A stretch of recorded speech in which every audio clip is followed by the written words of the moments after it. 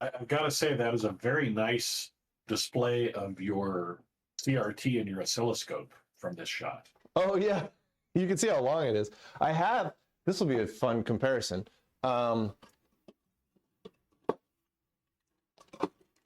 Here we go. This is the CRT out of a 565 Tektronix.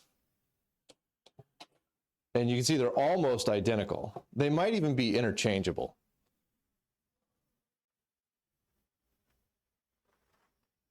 Whenever the stream catches up. Yeah, that is a long tube. Yeah, I've been holding on to this one for probably 5 years. Just like someday I'll do something with it.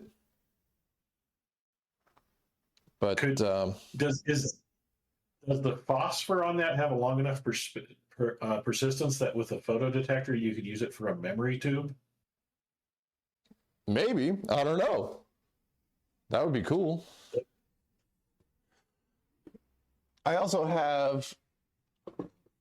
been holding on to this little boy whenever the stream gets there. This tiny little ACO oscilloscope tube. I don't even know where that one came from.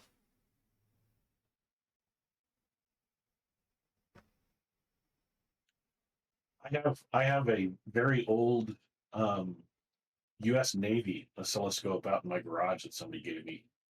It's a tube about that size.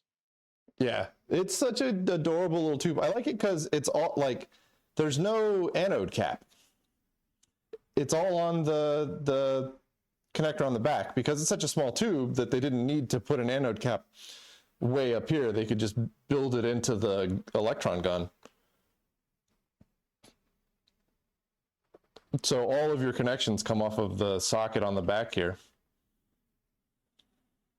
which is fun.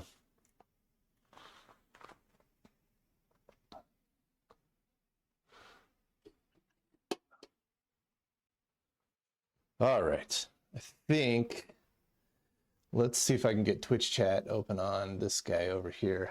Has Twitch, oh, well, we're dropping frames like it's the hottest new mixtape of the decade.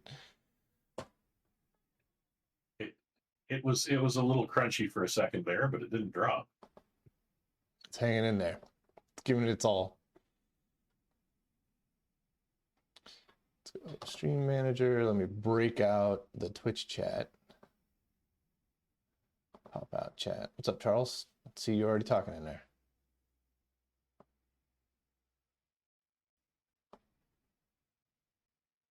You do. I know, I'm terrible about reading Twitch chat. You're coming down to help me move heavy stuff, right?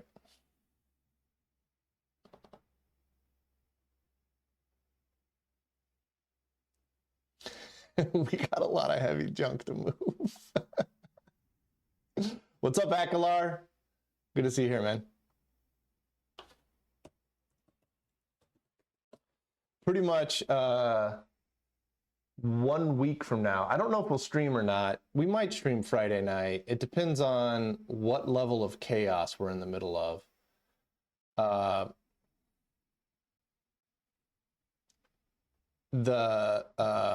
But pretty much 1 week from now, by this time next week, the entire room is going to be dramatically different. Things are leaving, things are showing up, things are changing position. It's going to be a mess. So with luck, AJ will be here, and we'll get Charles down for some help. And I moved the camera so I wouldn't be behind the... There it is. What's up, Bob? That 15 stream watch drink. Let's go. Hey, how you doing? How you doing, man? It's a shame. You should... You ruined my weekend. I'm ruining your weekend? Yeah, and I don't have anything to wait for on Saturday. Oh, well, you should hop on a plane and come down next weekend then. I'd love to. That would be so cool. You should come down Sunday because I need help lifting stuff this Sunday. I'm joking. Don't get on a plane and come down Sunday. And come down Sunday. I understand. I would be a broken man after that. Yeah. No, he's the guy we're picking it up from is he said he's gonna enlist his son to help us out. So we're like, so for people that are watching that may not know, I bought an Auger electron spectroscope from a place up in Dallas called Stock Labs. And they're like a failure analysis lab and materials analysis and metallurgy lab. They do all sorts of really cool stuff. And this Auger electron spectroscope is really cool because it's kind of like a scanning electron microscope, but also does surface analysis. So I'm really excited about it, but we're going to pick it up on Sunday, like the day after tomorrow, Sunday. And the thing weighs like 850 pounds. So we have, and it's currently inside their building. They weren't like, I thought they were a scrapper or something at first. But then I started reading up about them and I was like, oh no, they're just like straight up a laboratory that's probably upgraded and is getting rid of old equipment. So we need to decommission it and then kind of waddle it up to get it onto some furniture dollies so we can roll it out of their laboratory over to where the forklift is. And then once it's on the forklift, it'll lift it up and put it on our trailer. And then we'll, strap it down. And once it's down here, we've got a forklift to get it out. And I don't know how the hell we're going to get it in this room, but I hope it's not wider than a door. I didn't even think about that. Well, we'll burn that bridge when we get to it. Huh? What will it hook up to?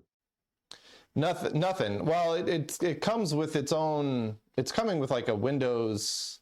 Looks like a Windows XP or a Windows 7 box, but the machine was originally from. My guess is the late 70s. So I imagine originally it hooked up to like a PDP-11 or something. I don't know. If we had the original, when I get there on Sunday, I'll talk to the guy and be like, hey, did you guys ever have this hooked up to an older computer? And I'm sure that if they did, they got rid of that machine years ago. So the difficulty then becomes like the software that can record the spectra. There's a lot of things that I'm unsure of on this machine because I haven't seen any documentation or material for it, because like I can't even find another picture of the machine short of the pictures from this laboratory. It's like incredibly rare. So I don't know, I'm kind of unclear on like how you would have used it in the 70s. Was it all standalone? Did it have it? Because I mean, it's got its own CRT on it. I don't know if you've seen a picture, Bob, but I'll post a picture in the Friday night Twitch chat. But it's got its own CRT built into it. It's got its own its own interface essentially. So it's like if you're hooking up to a PC, why do you need this like insane interface with 1,000 buttons and your own CRT? I think that'll fit through a door. That doesn't look wider than a door.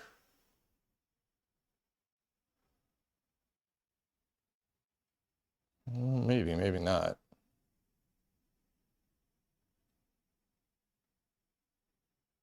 Because if it won't fit through the door, then I can't get it into the room, which is a real big problem. Hey, thank you, Balj. Thank you, Roy, for the subscriptions. That's awesome. Evening, Dave. How's it going, Charles? Man, it's going pretty good. I finally got all the loud fans shut off so I could get on the stream.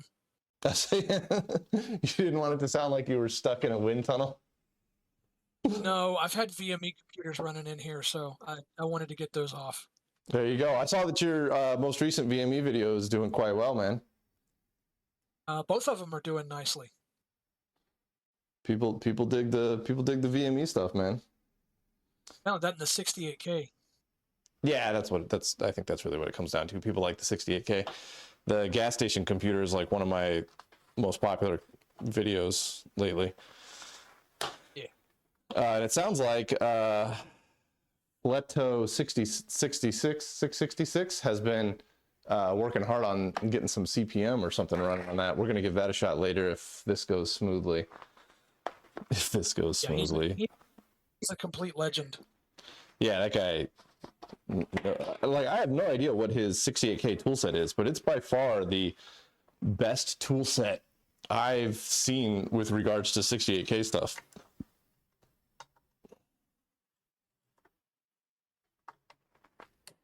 All right. I'm going to have to do some pretty fastidious note taking here. Where are those what? Oh, it's, what channel are those VME videos on? If you want to put chat, if you don't want to say it out loud. Oh, I mean, I can say it. I was just letting Charles take the reins there. Yeah, but I just came off of mute. It's on Retro Computing Range. Oh, okay. I've got them posted up in the member YT videos. On Discord. Awesome. I worked on those things for 8 or 9 years. those are not magnetic. That's fun.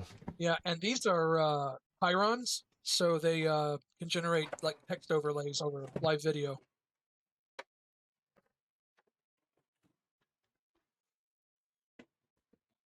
Oh, I cool. realize you guys are not going to have the best view here for quite a while, just because I can't even see what I'm doing. It's so tight in here. If you ever get a chance for a Curtis Wright, I believe V Metro bus analyzer, grab it.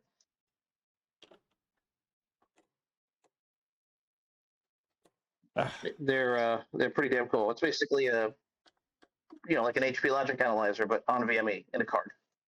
Oh, nice. Yeah, the other thing I'm looking for is one of those little, like a 2 or a 3 card development chassis, so I don't have to use a huge rack mount chassis to run my cards. All right, we're going to take some notes. And if somebody wants to sanity check me while I take my notes, that would be greatly appreciated. Let me grab a piece of paper here. And then I will post up a schematic.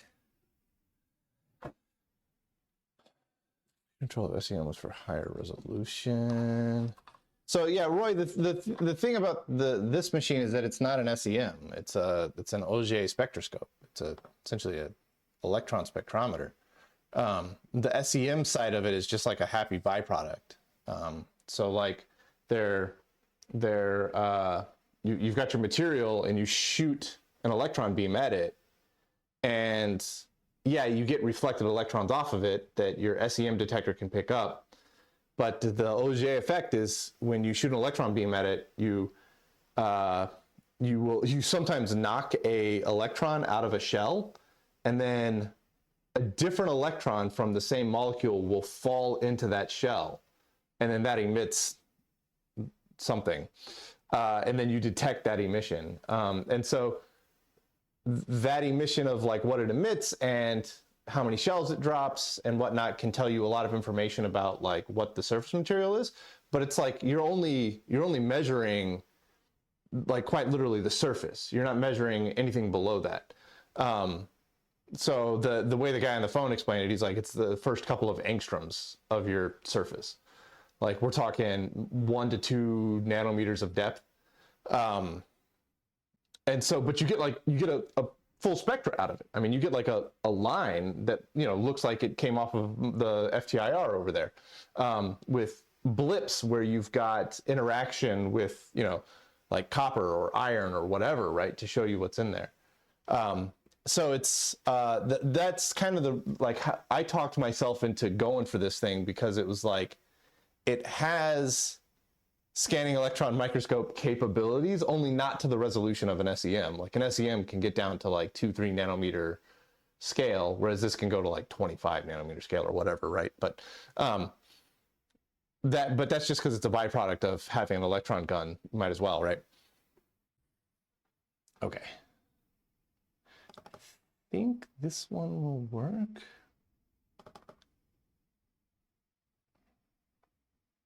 Yeah, okay, so I'm gonna post up this, I'm gonna drop this in chat right quick.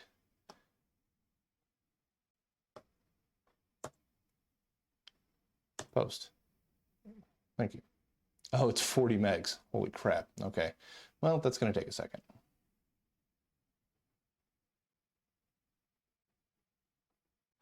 Yeah, Roy, I think in this case, you're right. Memory and scan time, but also probably being able to save the spectra and like zoom in and zoom out and move through it. That tends to be a whole lot easier on on a computer than usually on like the built-in interface. I do think that it'll be quite fun for figuring out the composition of magnetic coatings on things like disks, like Hawk platters or the G15 drum or modern hard drive platters or anything like that. So I think it'll be quite fun for that. The downside is the sample has to be quite small, maybe like 1 inch by 1 inch or something like that. Like you've got an entire, like an incredibly small sample area. And it obviously has to go down to extreme vacuum. So like if we want to check the G15 drum, we're gonna have to scrape magnetic material off of it and prepare that on a sample that we can then hit. Now it has an ion gun for sputtering. I'm not entirely sure what that means. I think you can, yeah, I don't know. I would just be flat guessing. I mean, I have some ideas, but it's going to take You a mean lot like of learning. sputter coating? No, I mean like you sputter it with something to make it to change how it reads, or for cleaning potentially. So like Okay. you use the ion gun to remove the top 3 angstroms of the surface, and then you take your measurement. I'm guessing. I don't know. There's not a lot of information out there about Auger spectroscopes. All right, where are we Sounds starting here? interesting. Let's start with 21. This is going to be red with white. Sputtering for analysis is secondary ion mass spectrometry, where the ions sputtered into the material break loose. It's very small amounts of it to give you a better spectrometry reading. What he said. CR26, CR28. All right, say that again. I was writing stuff down. I totally missed that. For sputtering for analysis is secondary ion mass spectrometry, which the ions knock loose very small part, like almost individual atoms, individual ions of the material being analyzed, which then gives you a pure sample of the material for to analyze with a mass spectrometer. Okay. I think that's different. I think what's going on inside of the Auger is different than that.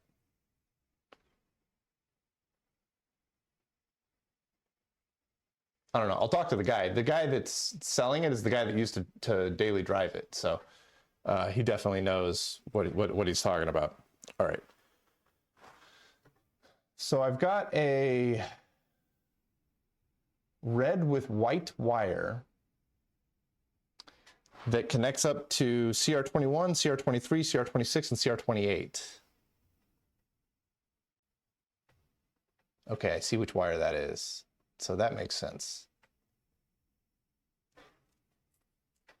So next I have a, looks like an orange with white. Yeah, orange with white.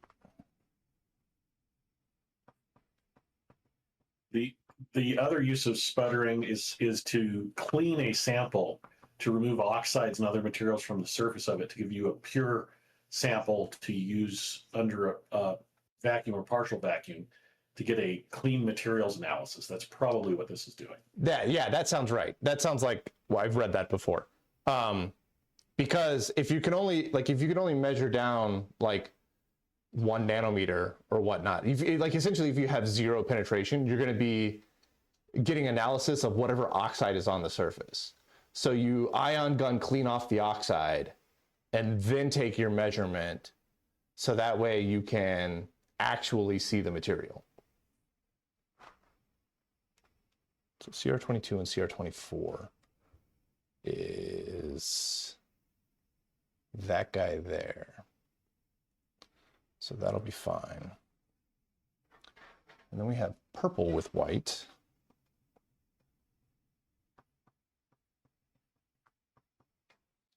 And that goes to 27, 25, CR27 and CR25, CR27, comma, CR25. So what connects up to CR25 and CR27? That one there, which goes off to, actually connects up to other ones too. So I might have a purple one. Oh, I do have a purple and white over here, which I can see is connected up to CR30 and CR32.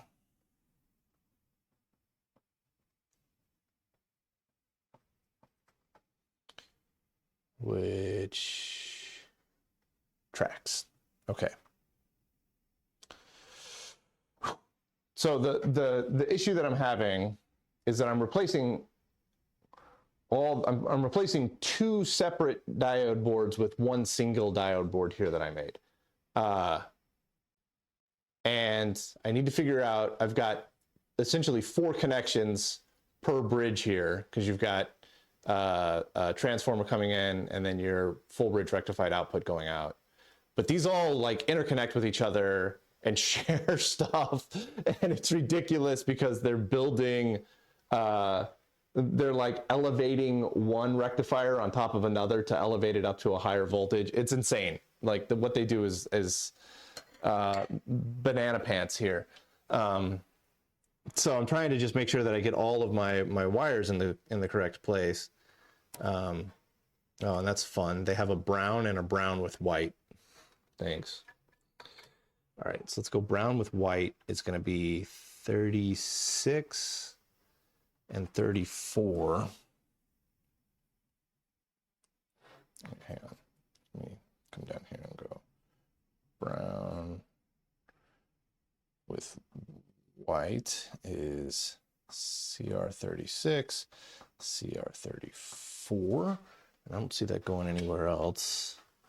And then brown is CR35, CR33. CR35, CR33. And this is actually just the wires that I can see on the top side. The wires on the bottom side I can't see.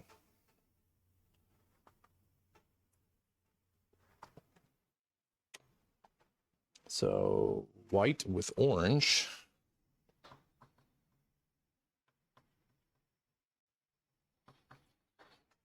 Which goes to CR29 and CR31.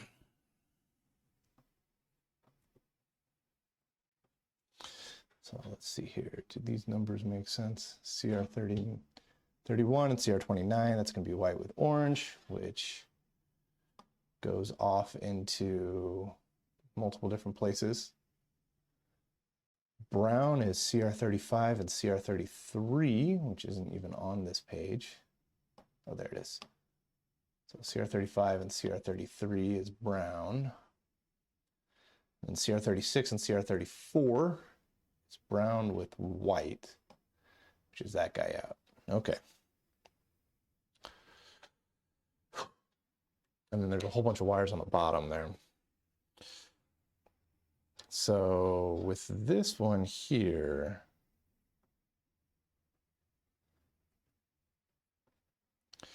would have made for more compelling content if I'd have figured all this shit out earlier, huh?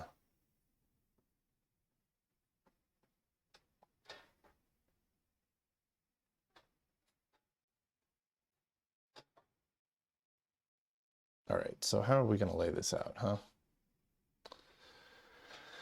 Because we've got one diode going that way, one diode going this way, that way, this way.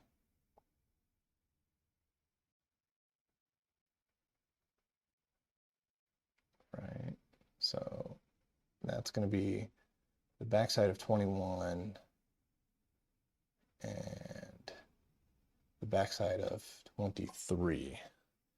So this would be like 21 and 23 here.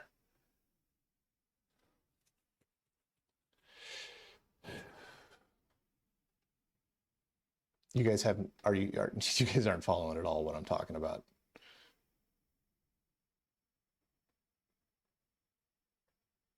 Or I've just put everybody to sleep, or I've disconnected. One of the two. No, I think I'm still hearing you. The Twitch is being stupid for me for whatever reason. It just refuses to show the video. Oh, is anybody else having that problem? Video's fine here for me.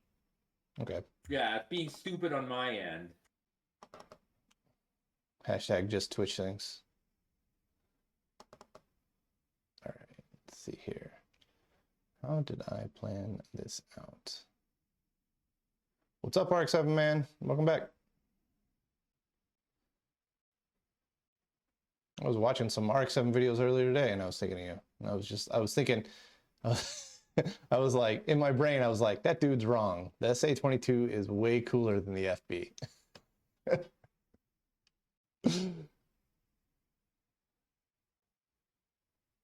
All right, there we go. Test equipment, that's what I was looking for. HP stuff, HP-150A. Diode board. We'll have to agree to disagree on that one, yep. Do I have KiCad installed on this laptop? I probably don't. I definitely don't. Well, that's fun. Okay. Well, let's see here. If we do, at least you aren't competing with me to find. Yeah. That's absolutely true. To be honest, if I were to get an RX-7, it would be an FD. Like that's kind of the wish list, kind of the JDM hero for me. I mean, I love a good SA22, and I would take an SA22 over an FC. But the FD, man, that's where it's at. All right, we want red with white goes like all over the dang place.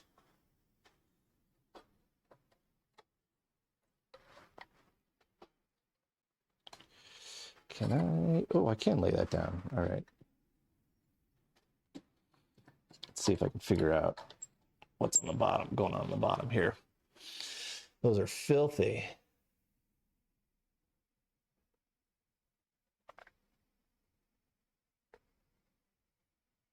And I can't really tell what's going on. I'm so gonna get this wrong. Right.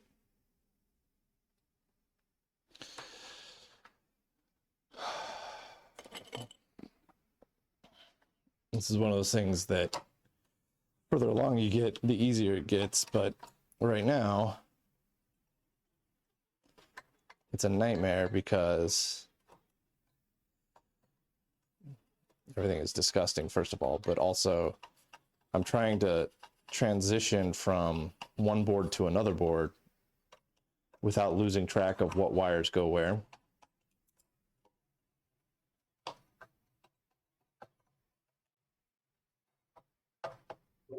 Now, what's the over-under on how many times you're going to burn yourself tonight? Oh, I mean, I'm running on like 6 hours, 5 hours of sleep, so it's gonna be a lot. All right, that is pink with red. Bold choice on color there.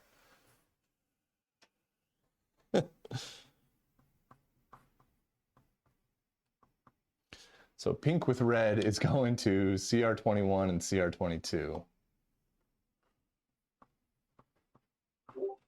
Now, is that the mauve, chartreuse, or carmine wire? Anyway. That is also a pink with red, but it's a different pink with red wire. Do they go to the same place?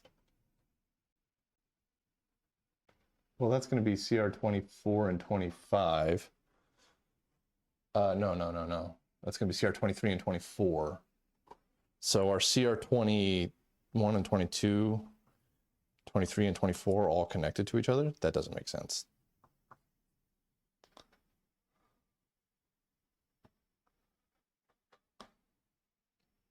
There's no world where all four of those share a single connection.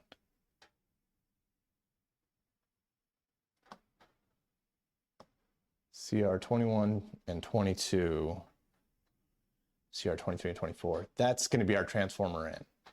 Okay. So if that's our transformer in, we're going to put that. Let's see. How can I name these guys here?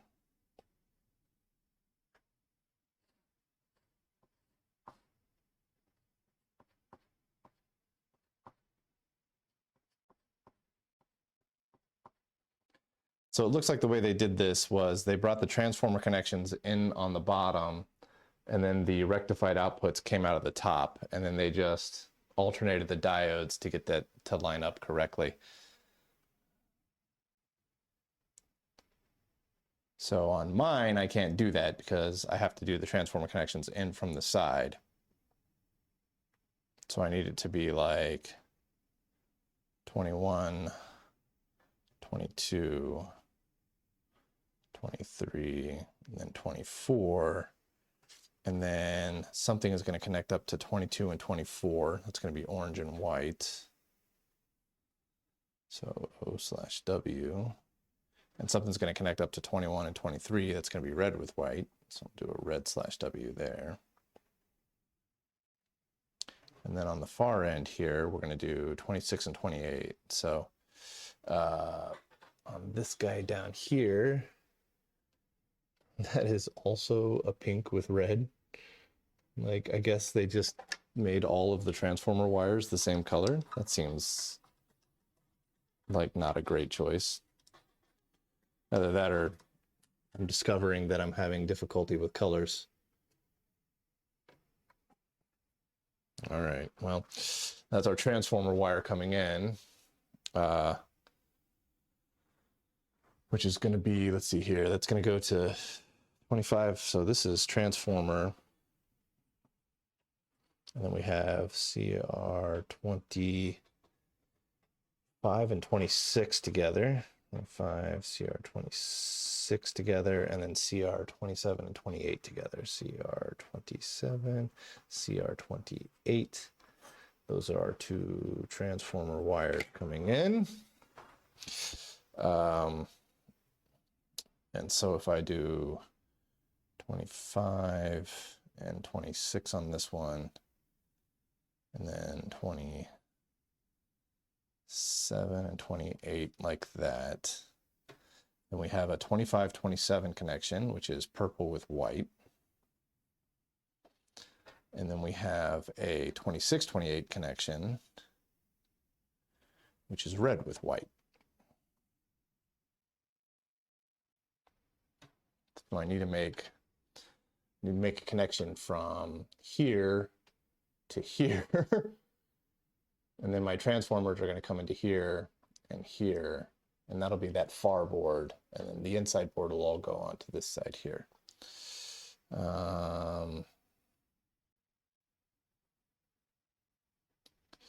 This is going to be interesting. All right, let's try desoldering some stuff here.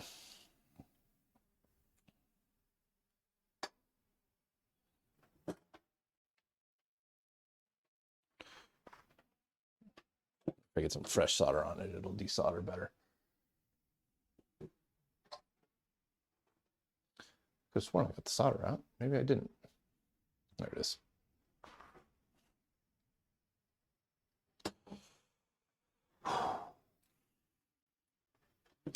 All right. If I can get half of it done, I'm sure I can get the other half done as well.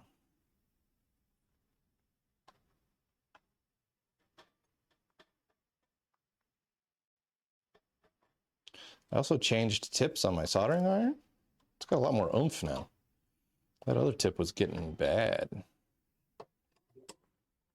Oh yeah, oxidation on a soldering iron tip is just the worst. I mean, even if I tried to keep it clean, but I mean, I've been using that same tip for probably a year now.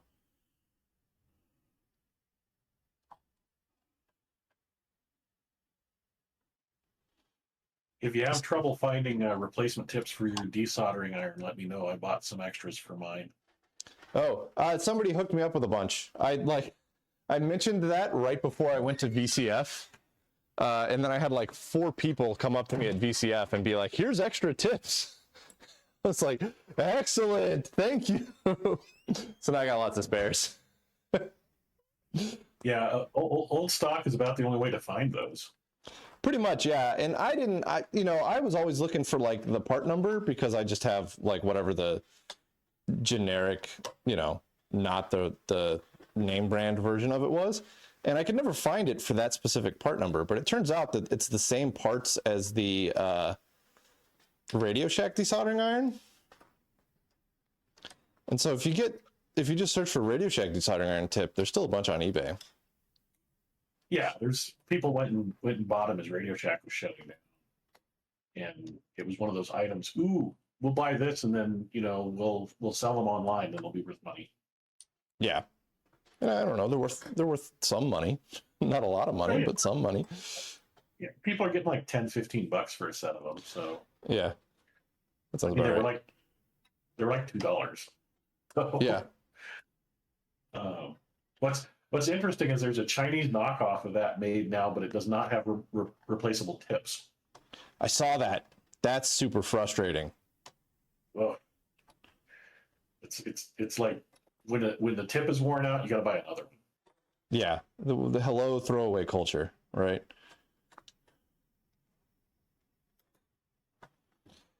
The like this, I mean, this is a hard thing for me to like wrap my head around as well, but I feel like a very large majority of Americans don't understand it either. And it's that like we all just go, oh yeah, Chinese manufacturing is just crap and terrible, which isn't true at all. Like Chinese manufacturing is extremely high quality. They just send the crap and terrible stuff to us.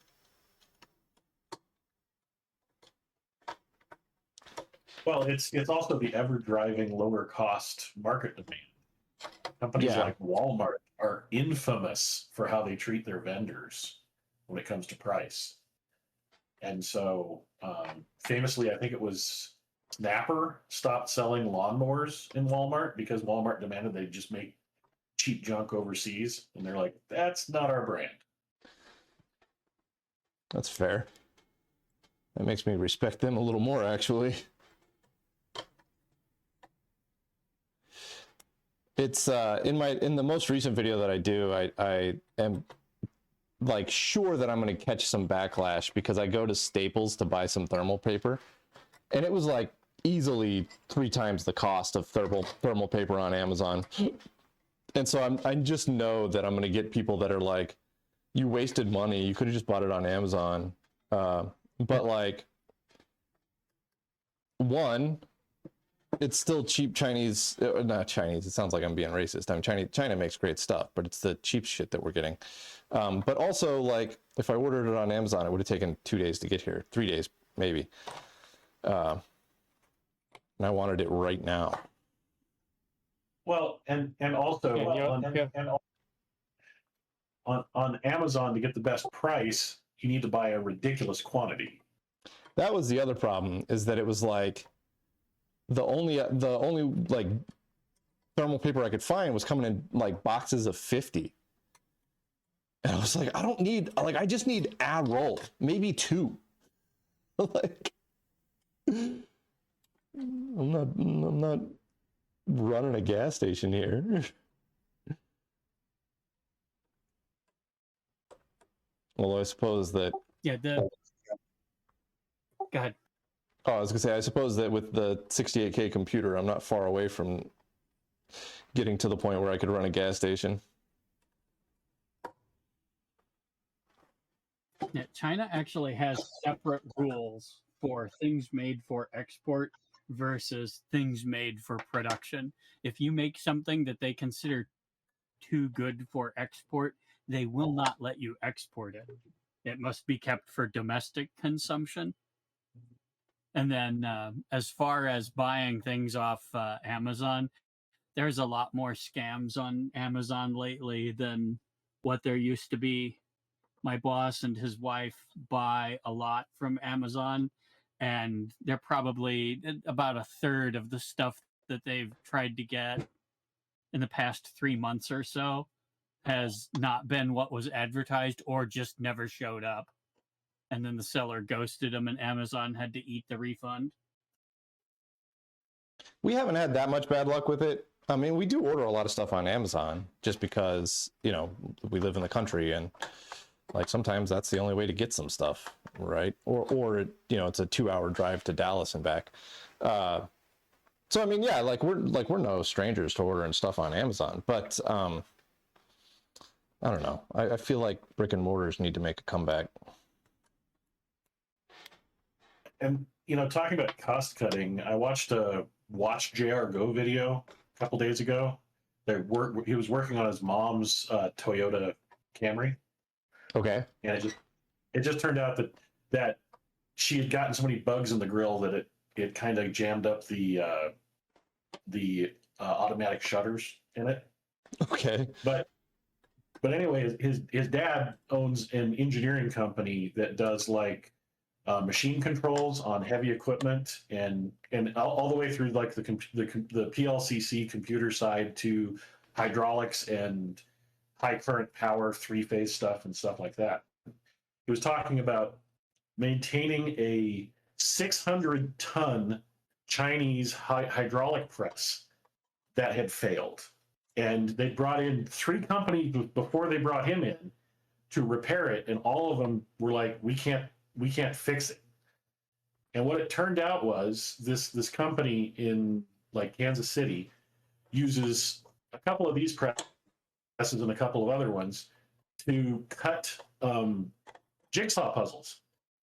Okay. And in order to have a fast production line for doing that, the ram has to retract fairly quickly on that press. There's a different speed. And so there's a solenoid controlled valve in there that puts it into the high speed to retract. And some debris had gotten in there and scored the housing and jammed up that plunger. And he got it out of he managed to get it out of there.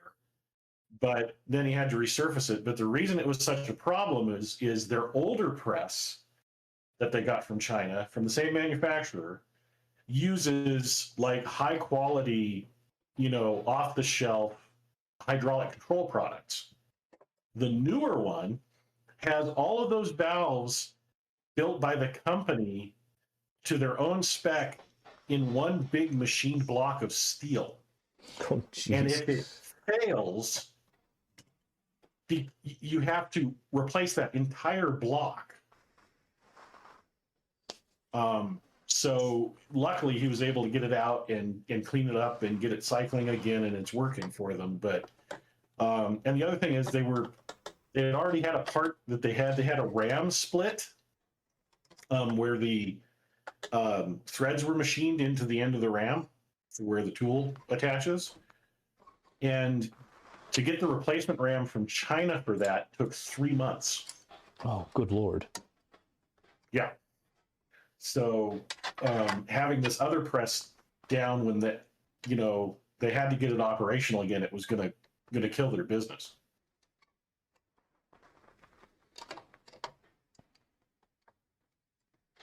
But it was a combination of probably cost saving measure, and also now you can't go buy an off the shelf part to fix it. You have to buy the part from us. Yeah, the whole what do they call that? A captive customer or something like that? That business model drives me nuts. I mean, I get why they do it. John Deere. Oh man. Yeah. There's so many farmers that won't buy a John Deere anymore. I won't. No, I'm all in on Kubota. John Deere is just the worst. They've electronically serialized some components, and it requires an authorized tech with internet access to reauthorize the replacement part in order for their tractor or attachments to operate properly again. It's the worst. It's the whole reason that right to repair is getting pushed so hard for agriculture. It's because that's horrible. Not just Kubota, but pre-emissions Kubota. Yeah.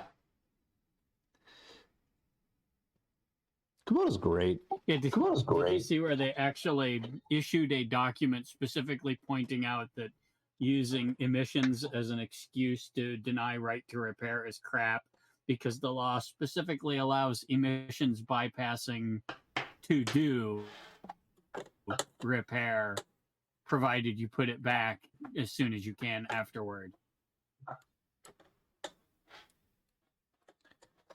Yeah, I don't know. It just feels like a kind of a bold move to be like, yeah, we're going to anger a bunch of farmers, which are our only customers.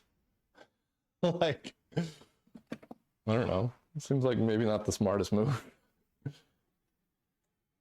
Well, all that's going to happen is, the people that made that decision will know when the worm turns, and they'll punch out with their golden parachute. They're not going to have to care. Well, we were talking earlier about Radio Shack. Look what the venture capitalists did to the corpses of Radio Shack and Kmart and Sears. They gutted them and broke them into pieces because it made more money. Or Circuit City was another one. Yep, and that's not a new idea. That goes back to the 70s when a particular word I shouldn't say for the recording by the name of Frank Lorenzo decided to do that to airlines. He gave them a deal. Either you break every union or I part the airline out and kill it.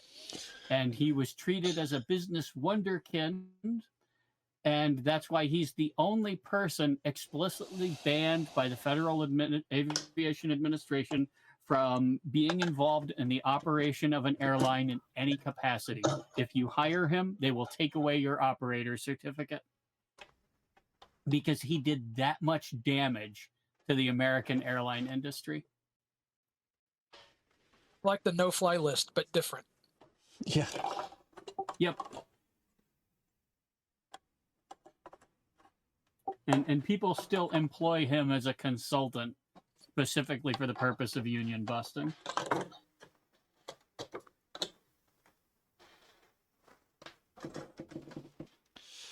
All right.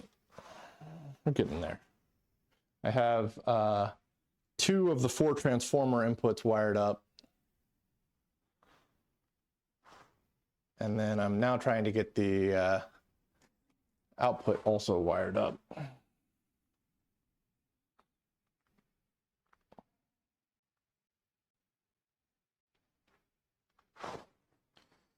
On one of them.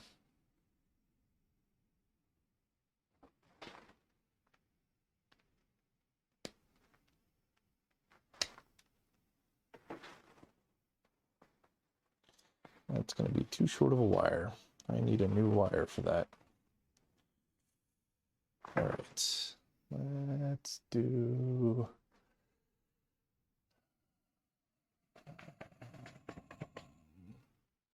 All right, I gotta get some wire. I'll be right back. Well, you guys can still hear me, and you can't see me anyways, so. All right, what am I looking for here? I don't know, something that's preferably red would be nice, I guess.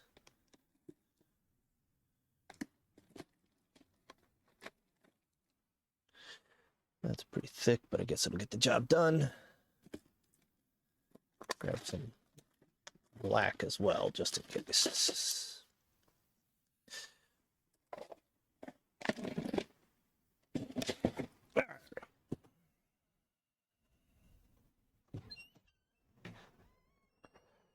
The issue that I'm running into here is that I don't really have a whole lot of real estate, and the wires are a little short.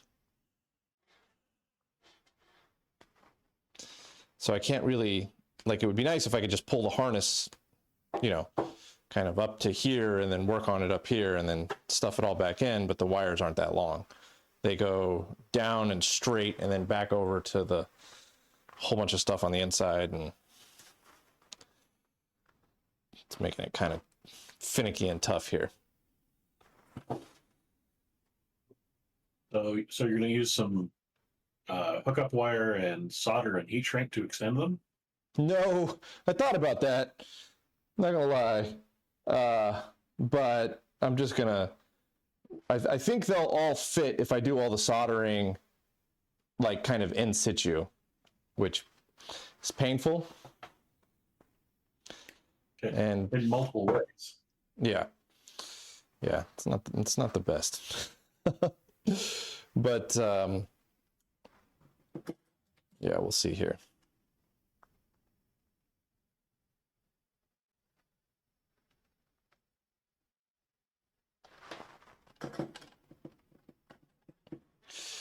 Yeah, once it's, you know, once everything's soldered up, I can bolt this thing into place with absolutely no problems. It's just, it's kind of a pain to get to right now to solder stuff up with. And I needed to, so originally they had the diodes, you know, opposite of each other. So one's pointing up, one's pointing down. And then they made all the connections on the top where they needed to make cross connections. I need to make cross connections, but I've got all of my diodes in a line. So now my cross connection has to go from the bottom to the top. So the original wire can't make that journey. That's too long of a journey for the original wire. So I've got to, so here I am stripping a wire that's like twice or three times the gauge of the original wire, just because that's what I had.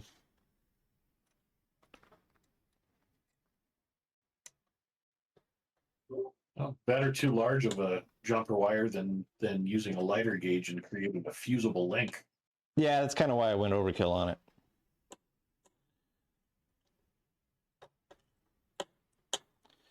I got to thread the needle with a soldering iron. See if I can get this original, this left side one out of the way. It might get a little easier here.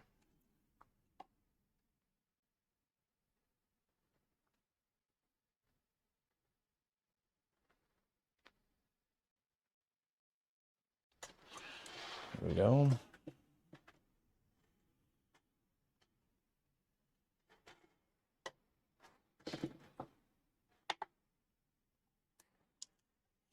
That was fun.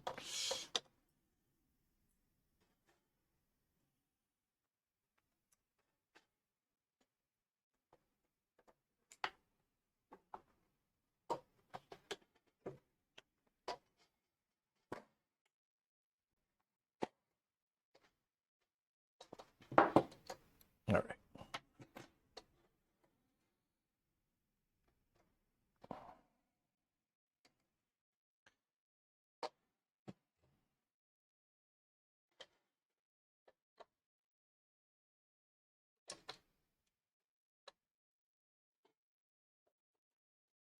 Whoa.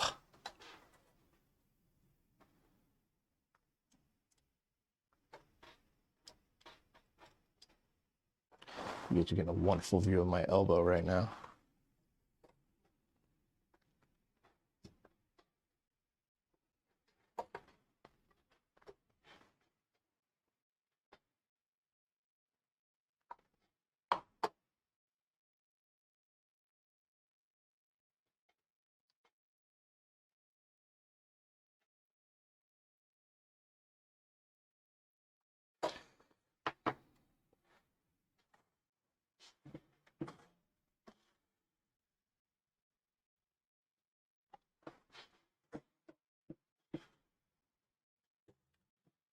This is tedious at best. Oh, great.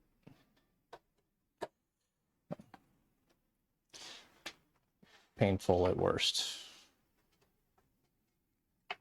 Yeah,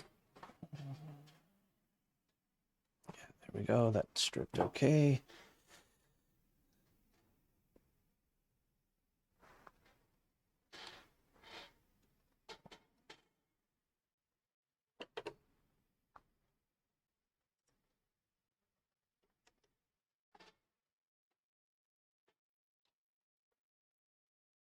There we go.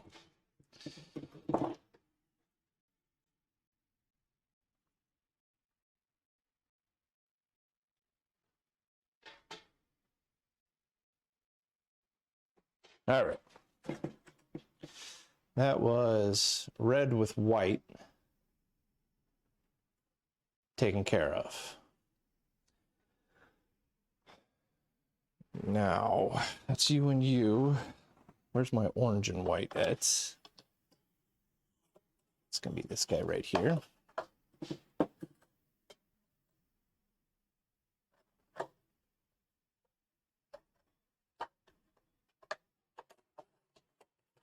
And purple with white, which is this one right here. All right, that is the diode block that I was going to remove, removed. This is the one that we replaced 4 of them with our little machine diode jumpers. And presumably it still has 4 good diodes on it, but it doesn't matter because we're not going to be using those. And then purple with white goes on the bottom there, and orange with white goes on the top here. So purple with white will do because that's a thread the needle type deal. If any of them still test good, make sure you put them in your spare parts bin because you never know. Oh yeah, absolutely. I forgot to solder up this wire of the transformer. That's interesting. I must have put it in place but forgot to flood it with solder. Yeah, these are... By the way... Oh, go ahead. By the way, Curious Mark dropped a note in the Friday Night Twitch chat on Discord that he's watching from a noisy place and won't come on audio. Okay, that's cool. What's up, Mark? How you doing, buddy? That's fine. This is largely annoying at the moment because we're trying to get wires that are essentially too short to fit in a tight spot. This is just, I mean, I knew this was going to be like tedious and painful, but this is kind of worse than I was expecting, if I'm being honest.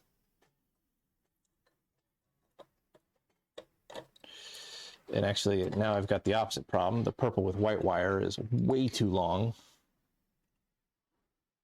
which creates its own collection of problems. I mean, I feel like I'm doing surgery here. I got the hemostats out.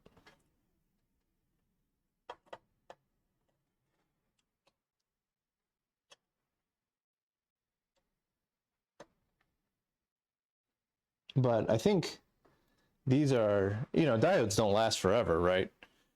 And these diodes, since they designed it in such a way to make the diodes easy to pop out and replace, kind of tells me that maybe these weren't the most reliable of diodes in the first place.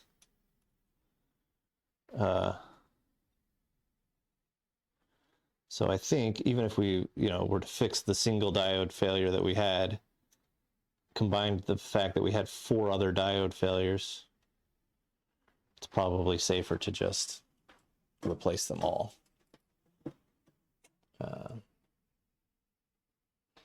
Call it good at that. So I've done that kind of surgery before, and from what I remember, as long as you don't get up around the metal on the sides, it won't set off the buzzer or turn on the little light. Oh yeah, there you go. It's been a while since I played Operation. Right. This feels a lot like that, only instead of it buzzing at you, you instead bleed. Yeah, it's like playing Operation, but the little tweezers burn you if you touch them. Yeah, yeah. And then everybody watching laughs at you. Although I suppose that hasn't changed. That part of Operation is the same.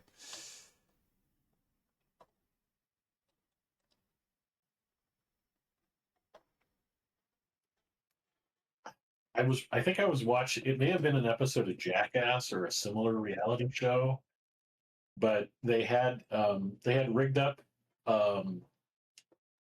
basically an operation board, but they used like an ignition coil, and so it put off Yeah, it sounds like an arc Jackass. that would shock you if you touched it. Yeah, that definitely sounds like something Jackass would do.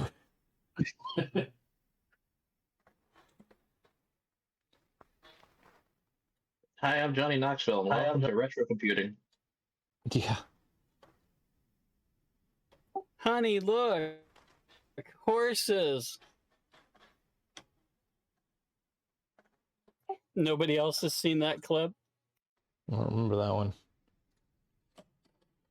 Should we tell her that's an electric fence? Hell no. I've grabbed an electric fence before. Those will wake you up. Ren and Stimpy's home version of, don't whiz on the electric fence. All right. Let's see here. That was 21, 22, 23, 24. Take some new notes here. Where's my pencil at? There it is. All right. We're halfway there. Unfortunately, it gets harder from here on out.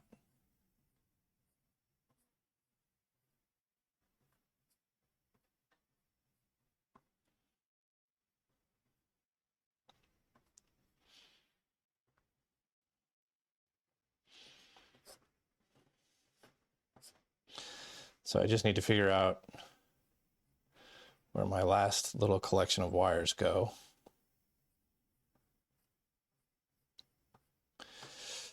So we want this one, 36. Let's see here. Let's do, I guess, 35, 36, and then I guess 34, 33 for this one. And that's going to be, yeah, 35, 36. We want to go from there to there, and from there to there. And then that's going to be brown with white on top of that. So CR36 and CR34 is BR with white. CR35 and CR33 is just BR. Right? CR35 and 33, 35, 33, 34, 35. Yep. So it's going to be that one and that one. Okay. And then on the far end, you start at what, 29? So we're going to do 29 and 30, and then 31 and 32. So 29 and 31 is white with orange, and 32 and 30 should be our purple with orange, I think, or purple with white. Yeah, 32 and 30 is purple with white. Okay, we can start removing some wires here, but what I'm going to do first is I'm going to pop the original fuses out. So this one, oh, maybe you guys can see better if you come from this direction. Oh yeah, you get a little better view that way. Should have known that forever ago. So I'm actually going to pop the original diodes out here because they're not needed anymore. But I can't remove can't remove this diode holder on the right because it's riveted in. I mean, I guess I could remove it if I drilled the rivets out, but then I couldn't put it back in if I ever wanted to. Not that I ever want to, but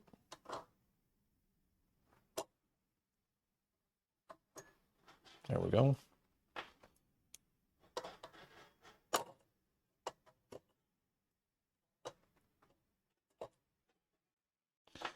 There we go.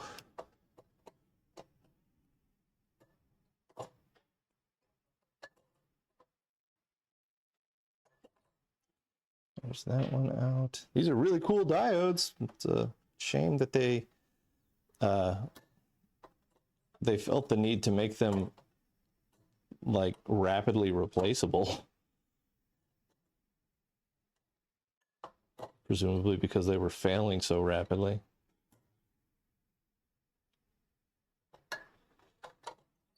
Although I will say in the from reading IBM documentation and from reading Bendix documentation and whatnot, it really does seem like in the 50s, silicon diodes and germanium diodes were not very trustworthy.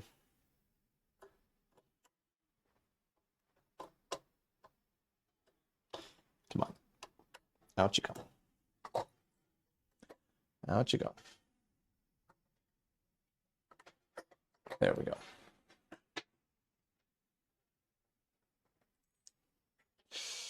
I should have, where'd that other, there's that other diode block. I should have, let's see here, 2, 4, 6, 7, 8, 9, 10. I got 11 of these that are good. It's not bad.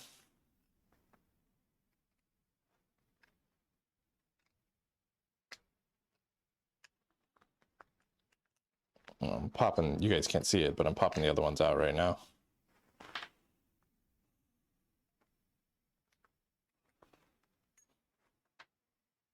They're a lot easier to pop out when the the diode block is not in the computer or in the scope.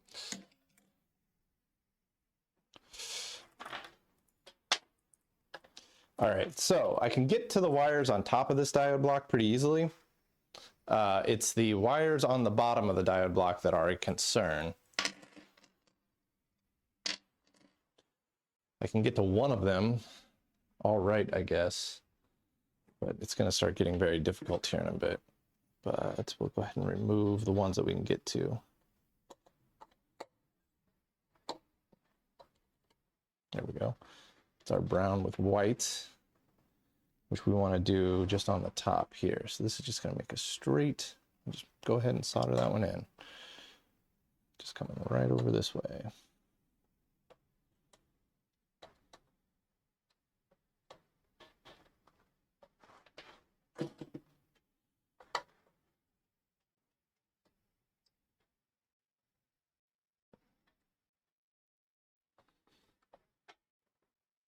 I'm so ready for this HP to come back to life, man.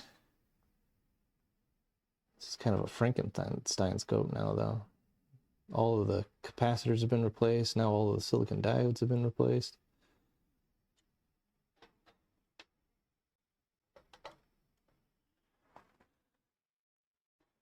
And here's the straight brown. Straight brown goes on the bottom. We've been, Mickey and I have been watching the Mission Impossible movies. She'd only ever seen the first one. And I'd seen them all up to number 7, but I hadn't seen the newest one yet. So I was like, I really want to watch the newest one. So she was like, but I only have seen the first one. I was like, well, we should watch them all then. And so we started going through them all again. And no, like the first Mission Impossible is so good. It's just like, it's a big blockbuster action movie, but it's also filmed like a spy thriller. And then the second one is so bad. It's just the worst movie ever made. And then the third one is so good yet again. It's not a spy thriller anymore, but it's just the pacing and the tension of it is so amazing. and then I don't remember. We haven't watched the fourth one yet, so and I don't particularly remember the fourth one. I think I watched it on an airplane.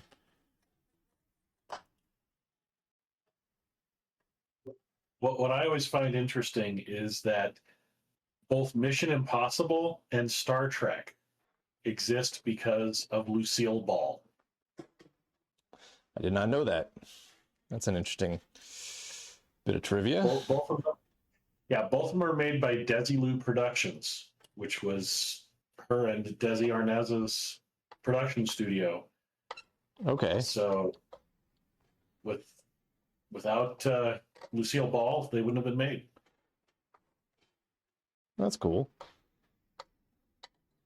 I'm kind of curious. I feel like, I mean, I haven't seen the last movie yet, so don't spoil it if anybody has. But I feel like this is the retirement of the Ethan Hunt character. And so I'm kind of curious. I mean, it's such a massive franchise. I feel like they don't want it to die. But, you know, Tom Cruise can't Tom Cruise can't keep jumping out of airplanes forever. Well, especially because he does his own stunts for anything he can do. Yeah. The Matt Damon story about Tom Cruise is the best. Because the story he tells, he's like, I was talking to Tom Cruise and he was telling me, he's like, I had this idea for a stunt and my safety guy said, no, you can't do that. It's too dangerous. So I got a new safety guy. I was just like, that sounds accurate.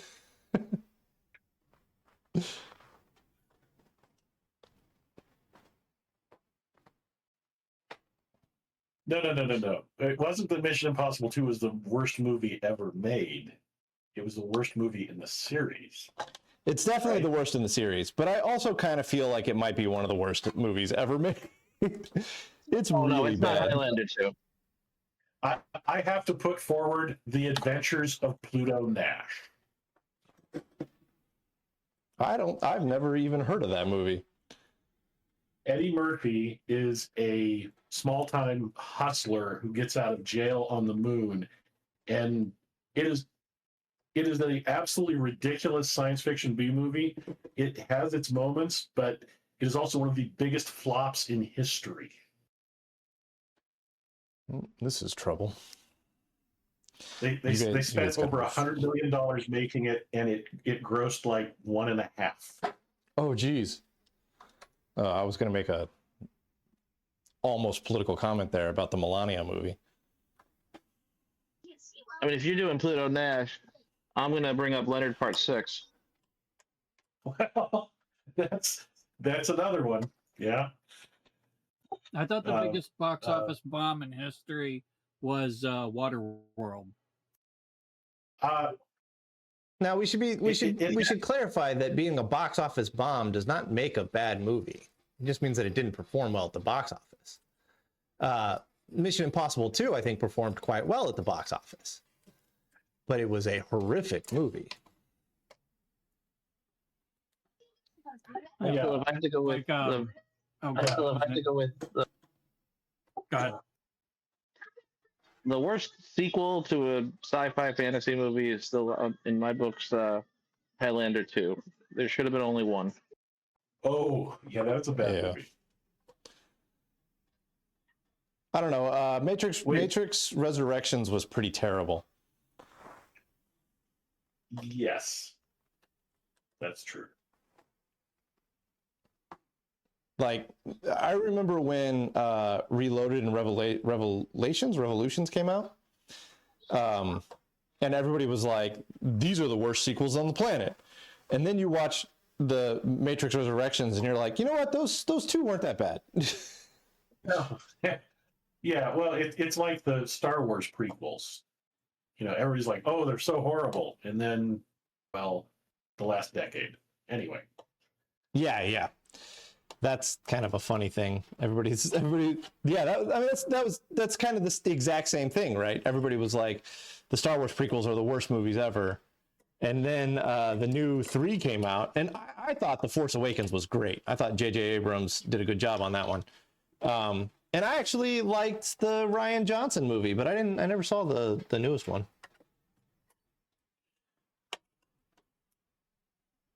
I haven't seen the second and the third. The first one really annoyed me because they ruined the Force. You know, the Force was just the Force. That was it. Then they had to go and make it midichlorian, and it took away some of the fairy tale aspect of it.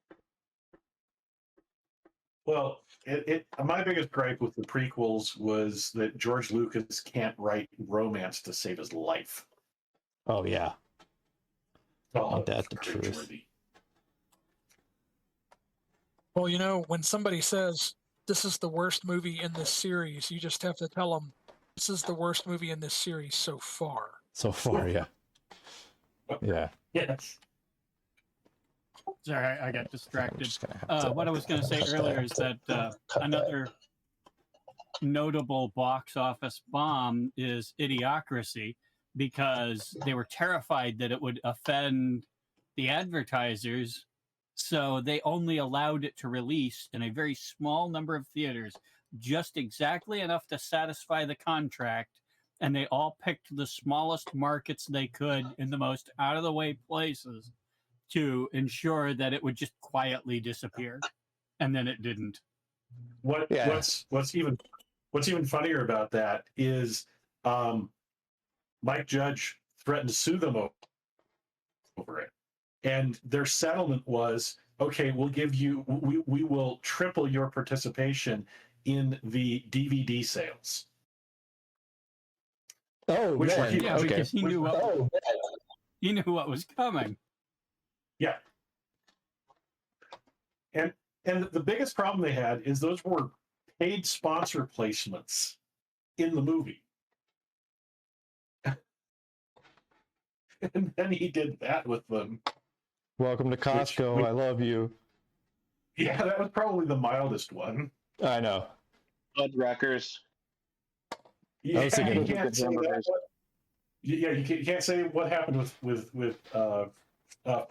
No, or I'm not going there. Or Yeah, In Starbucks. some ways, Yeah. in some ways, he was like the lawyer of the movie. Oh, I like money.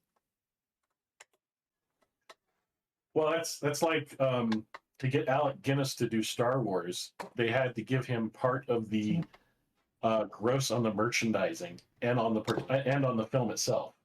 So the wealthiest actor from the Star Wars series is Alec Guinness.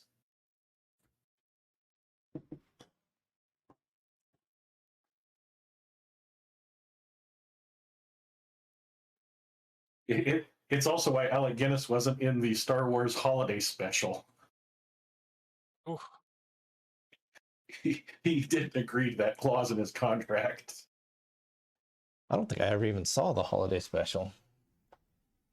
Well, you're Technically, it only aired once in, what was it, 1978, and never again. So, yeah, it would be really unusual to have seen it and remember it from an official version. But there are bootlegs. What's funny is Carrie Fisher tells a story about one of her conditions to come make the later sequels was that George Lucas had to give her a VHS copy of the Star Wars holiday special. And he finally agreed to it as long as she never let anybody make a copy of it. And it was funny. It's funny what she uses it for. She used it to close out her holiday parties. When she wants everybody to go home and leave, she would put it on.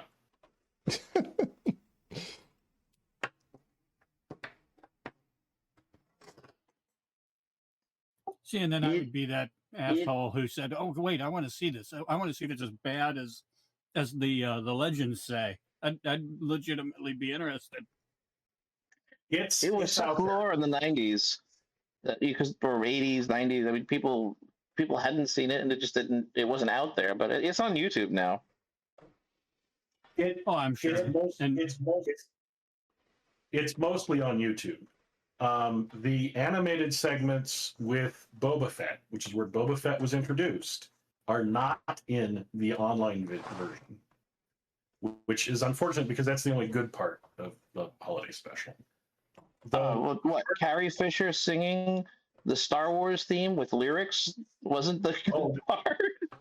The only other part that's really good has to be Harvey Korman's bit where he's pretending to be a 6-armed alien Julia Child. That's pretty good.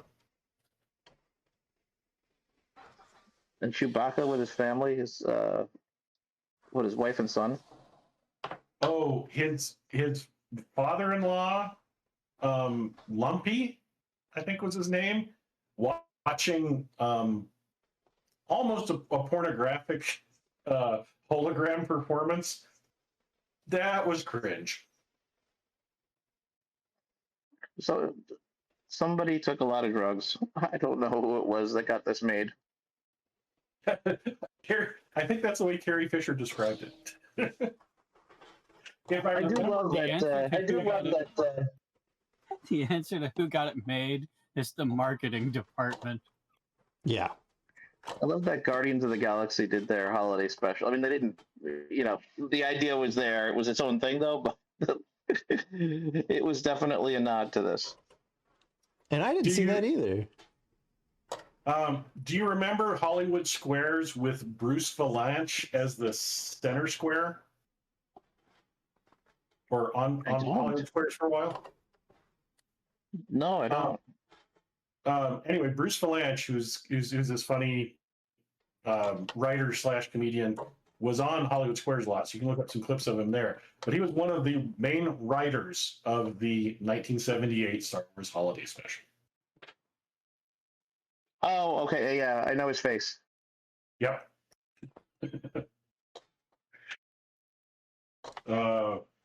Yeah, it was definitely a product of its times. And I can remember seeing it when it ran because my brother and I were huge Star Wars fans and we loved the Boba Fett cartoons. That's what I remember. The rest of it, other than the fact that, Harrison Ford and Mark Hamill and Carrie Fisher and, were in it along with, that was pretty much it. I'm surprised they got everybody to come back for it. It was in their contracts. Oh, they didn't have a choice. Exactly. And it was a promotional through the studios. It was, it was at the time, it was to try to carry things over because they were in production for the next movie, for Empire, which came out in 1980. So, yeah, I'm excited cautiously for the Mandalorian movie. Because of Jon Favreau, I'm very positive about it. That's, it should be good. Well, the Mandalorian is that's his baby, right? He's been involved in every single episode of the Mandalorian the entire time, right? I guess so, yeah, and the Book of Boba Fett. Yeah. Well, the Book of Boba Fett is really just Mandalorian season 2.5. Yeah. True. They did cut back on what he was allowed to do in season 2, I think it was, a bit. And they told him he couldn't talk to George Lucas anymore, if I remember right, which seems like an odd thing for them to do, but.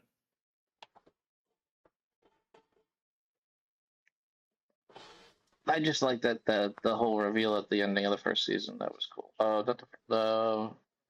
When the X-Wing comes. The Luke Skywalker reveal. Yeah.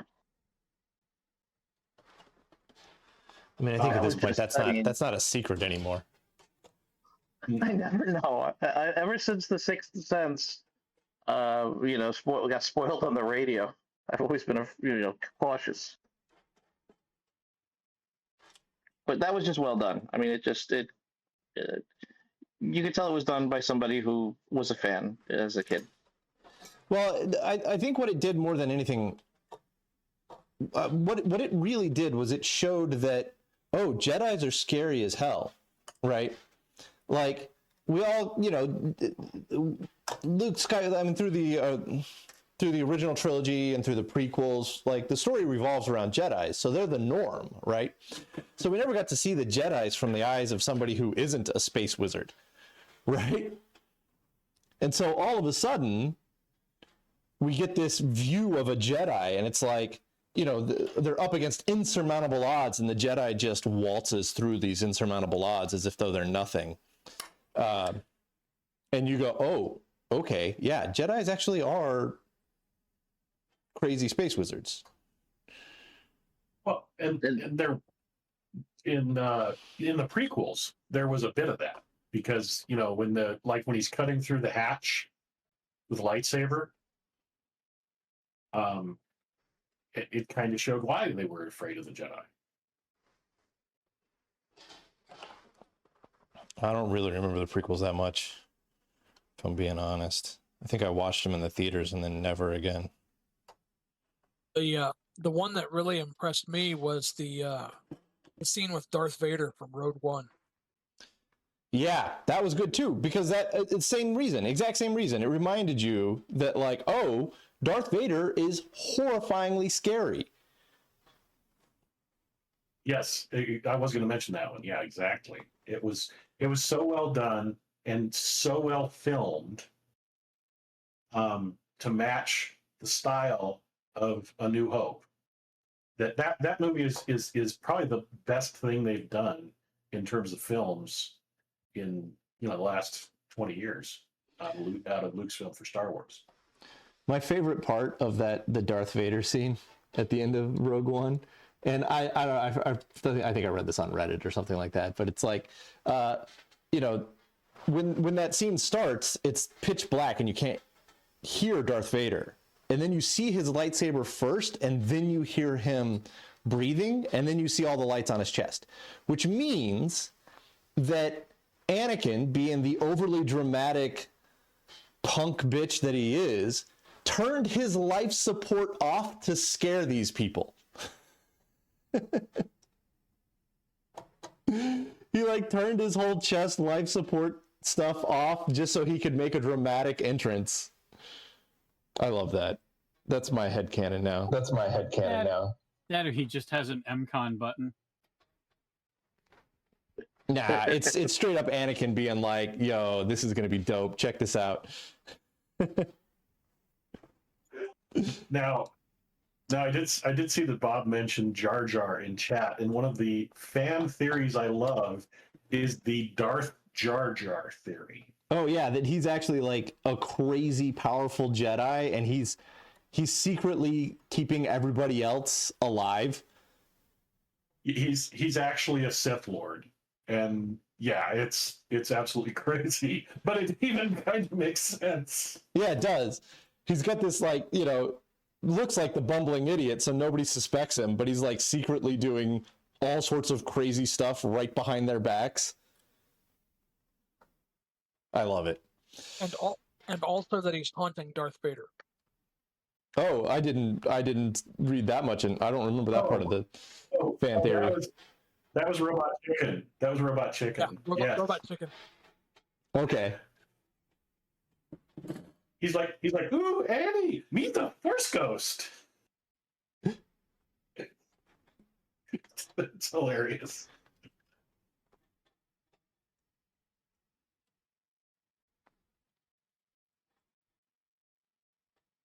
Robot Chicken Darth Vader is my favorite version.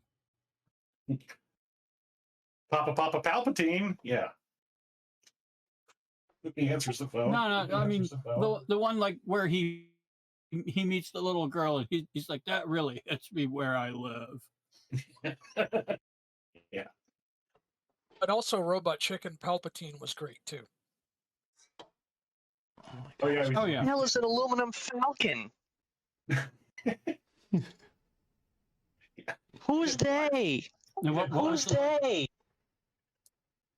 You must smell like unwashed feet wrapped in what now? I don't remember. Burnt leathery bacon. Burnt leathery bacon.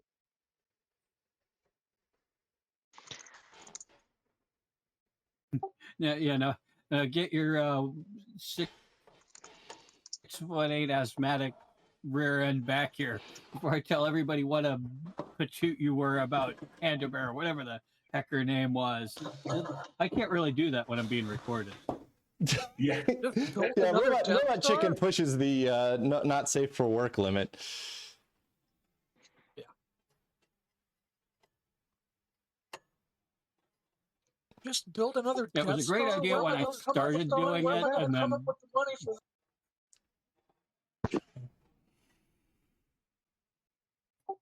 yeah, it was reciting that was a good idea right up until I started doing it, and then it was a terrible idea. Ben, you got to go down too, huh? All right. Have you all heard the guy in the vest approach to Star Wars?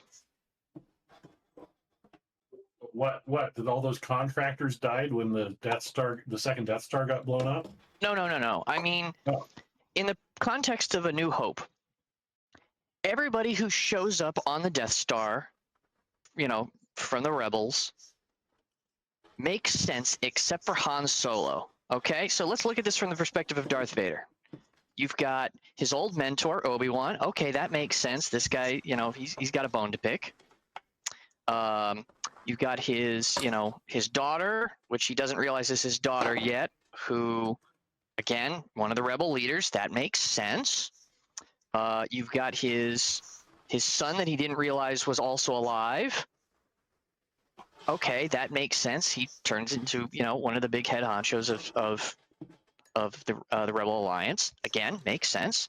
You got his old droids, both R2, which he did all kinds of crazy stuff with, from childhood through the Clone Wars. That makes sense. And then you've got C-3PO. Okay, his wife's old droid. That one makes sense, and the one that he built himself. And then Chewie, pretty sure he had at least one run-in with Chewie during the course of the Clone Wars, but tangentially, that makes sense. And then you've got Han Solo. Like, who's this guy in the vest? Who's he? I know who all these other people are. Where did he come from? Random space cowboy showing up and wrecking junk. Exactly. There was a story series that they rejected being canon, where Han Solo washed out of the Imperial Academy because he rescued a Wookiee slave who was Chewbacca. So there, that kind of tied in there, but that's still, that's something that Vader would have no idea about. Because I'm pretty sure. Also, isn't that different than the Solo movie? Is the Solo movie not canon anymore? It's canon. It's canon, but they rejected a much better storyline they could have done that's available from the corporate sector novels. So, I think the big thing you got to remember about the Solo movie was that they wanted to get Lando Calrissian in the movie immediately, and if they'd have done all of the backstory, he would have been in the second or third movie in the Han Solo movies instead of in the first one. So they changed it all up. Oh, you're going to be too short. That's a stupid way to do it. You could have just had the first movie be like current events, and then the second or third movie be a prequel. It's not like they've never done that before.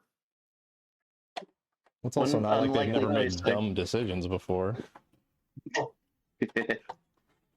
Now, there is some. Oh, go ahead. There is some good news out there, in that next year the original Star Wars will be re-released in theaters, and will be eventually coming out on Blu-ray and 4K without any of the special edition. Are you talking about the original theatrical cut? The original theatrical cut is supposed to be coming back out next year. Does that include all of the flaws, all of the defects? There may be some special effects and compositing things that they clean up. And that's not the original theatrical. But then again, we don't know yet. The pictures that have been shown, the clips that have leaked of the restored footage, are pretty amazing because they're off of the original 70 millimeter interpositives. So they're supposed to be, and then cleaned up at 8K. So, but yeah, they are going back and re-releasing it for the 50th anniversary of Star Wars. Very cool. Just one unlikely place I found a pretty hilarious Star Wars bit was the Craftsman, who does he makes toys and stuff. He's a pretty popular YouTube channel. He does a lot of resin casting and such. He did a whole redub of I think, what is it, Return of the Jedi, when Luke is prisoner. Basically, he's getting yelled at by Darth Vader for buying a dollar store lightsaber. Oh, Which man. it sounds silly, but it's actually, I threw it in the chat if you. It's pretty funny if you get a chance.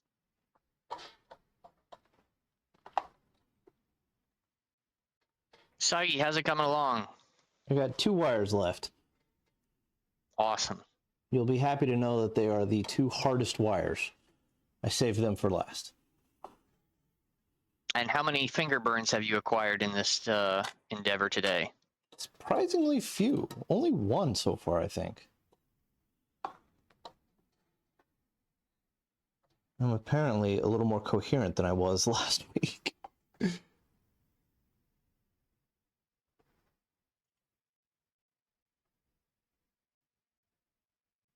Come on. There you go. All right. The problem with this last wire is that it is too short. I can't make it reach. I made every other wire reach except for this last one, so I've got to extend it, which is annoying. I do have to say I can understand why you want to repair and use this scope, because it is a pretty epic piece of test equipment. It's so cool, man. And when it worked, it was like, it was really good. And I'm pretty sure it's good up to like a megahertz or more. I don't remember. I'm pretty sure that's in a document somewhere. But it's like, it's a surprisingly capable scope. I mean, it's a dual channel. The only thing it doesn't have is storage. Which I don't know how you would have ever done that on a scope from the 1960s. Faster. A big delay loop. Yeah. No, big they delay had loop or- analog storage.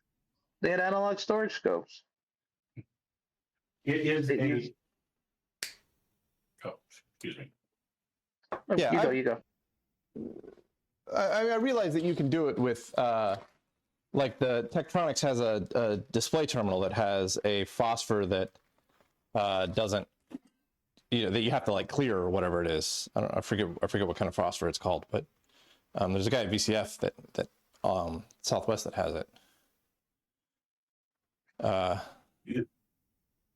So that's, I mean, that's one way to do it. Like you take your single shot.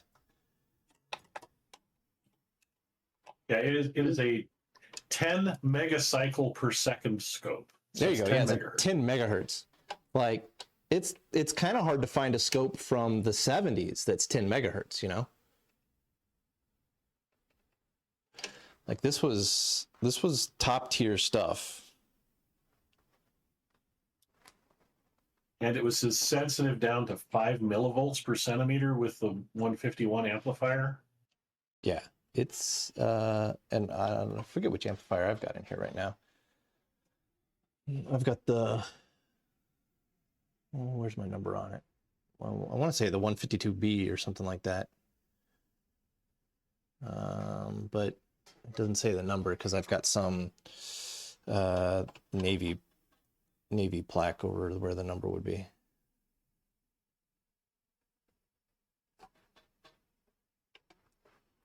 So this thing came out of the FAA depot, whatever that is. It had a bunch of FAA depot stickers on it, and it was wired for 220. This scope in 1956 cost $1,000, and the amplifier cost $100. Yeah, it wasn't. It was a serious chunk of equipment, man. Which, by the way, would make the scope $12,000 today, and the amplifier $1,200. Well, to be fair, that's actually cheaper than the Keysight scope that I have. Well, true. And I would consider this to probably be like one of the best scopes you could have gotten in 1955 or 56. When did it come out? 55? 55, yeah. Yeah. So it's And like the perfect analog to park right next to the Bendix. This was also the first HP piece of test equipment to use modern etched circuit board construction. Yes. Yeah. The circuit boards on this are really cool.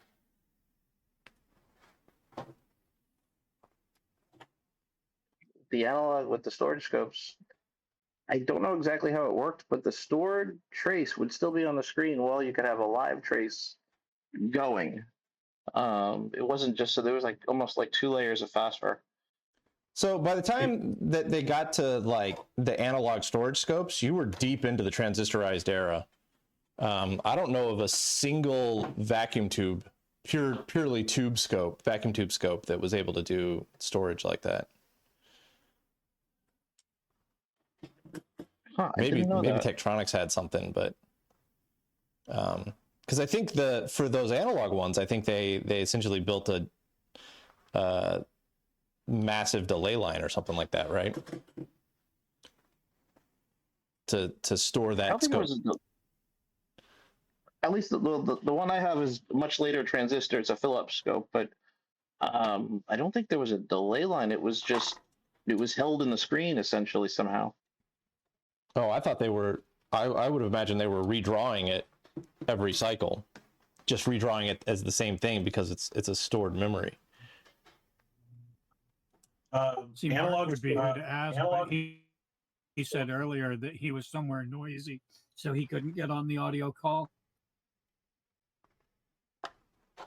Yeah, what was that? I only caught the last half of that.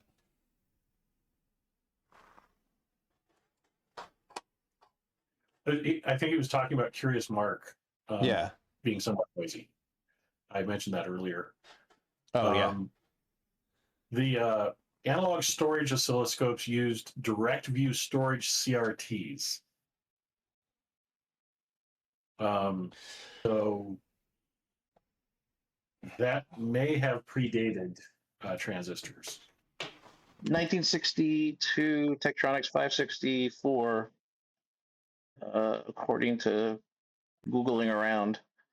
And it's tube based. I don't know if it's the only one or if they had a lot of them.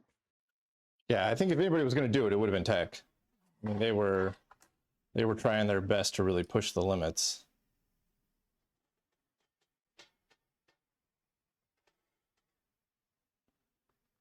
Yeah, it's tube based. It That's was superseded impressive. by the 564B in 1969, which was fully solid state. And there was a mod that added auto erase.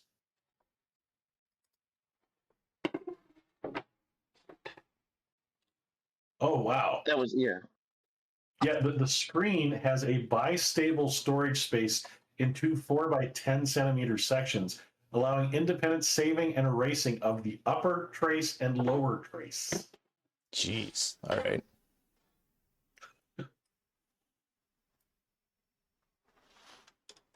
That's impressive for 1962. Yeah. I mean, Tech was at the top of the game. HP made cool stuff, and I'm a bit of an HP fanboy. But, I mean, if we're being honest, I think Tech probably made better scopes.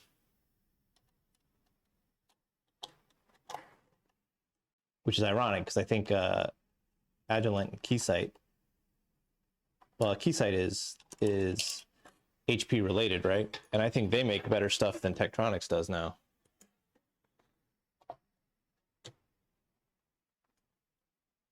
Really, when it comes down to it, though, if you just had one vendor making scopes, then it wouldn't be as good as they are when you have multiple companies making them and competing. So Yeah, it's a competition benefit is to us great. all. I always thought HP and Tektronix were both pretty good. Look, the LaCroix stuff, I could never get along with the interface. It never made sense. I've never heard of LaCroix. Isn't that a terrible drink? Teledyne LaCroix? Isn't that another brand? I don't know. Maybe. The only other scope brand that I've used is BK Precision. They're the third player in big $100,000 expensive crazy scopes.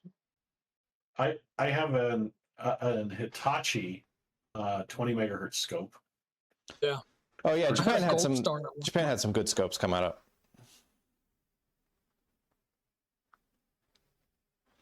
All right. I think this is right. I think I got all the wires in the correct place, but I guess we'll yeah, and find there's out. Rode and Schwartz. Right, and Rigel's pretty big. Now, I've got a scope here at the house that I really, really like for a compact scope. It's a Yokogawa EL1540. Those the ones, is it CRT or is it an LCD?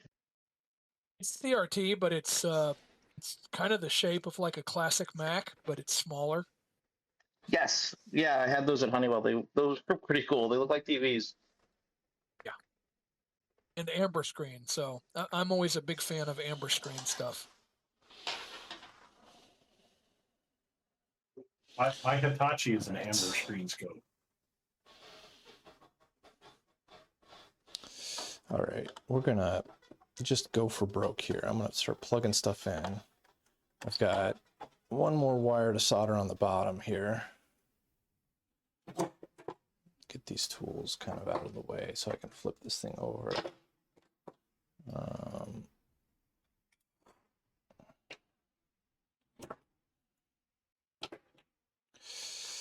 I'm pretty sure I got everything in the correct place.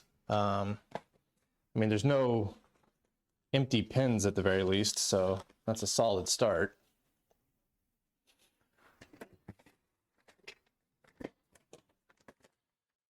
I need to reconnect the fan, and I'm just gonna do it from the backside here. The fan and the transformer here. If I can remember which one goes where here. So you are not connected up. You got to go on there like that, I'm pretty sure.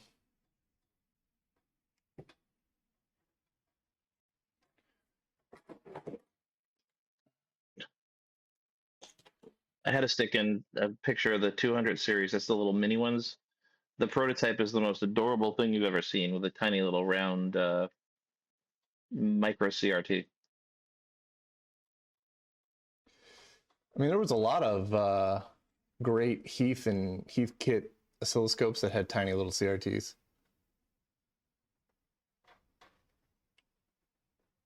Oh yeah. Heathkit had a bunch of stuff. Tektronix, I don't know if it was the 80s or the 70s, they partnered with Sony, and there's a whole separate series of, like, not really mini, but small scopes.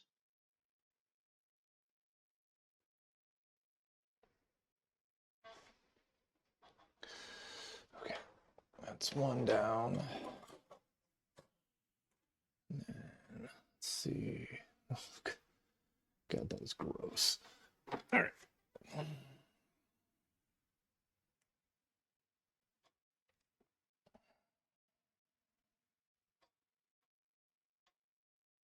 Somebody made I think Mark did a video on it once. Of this like tiny handheld CRT scope. I want to say it was Tektronix, but I don't remember who made that. That's the one I'm talking about, I think. Yeah. The 200s. It had a battery in it. Yeah, but it was still like a full-fledged, like a proper CRT. Yes.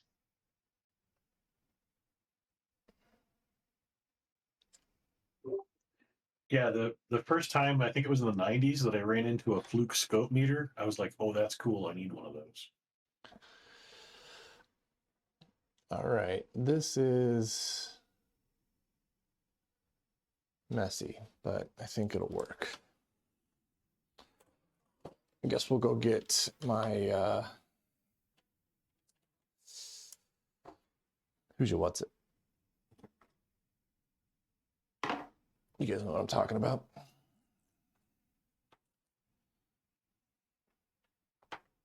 My Variac, that's the word I was looking for. You're almost a boat anchor. Yeah, I mean, I think it would actually be a pretty effective boat anchor.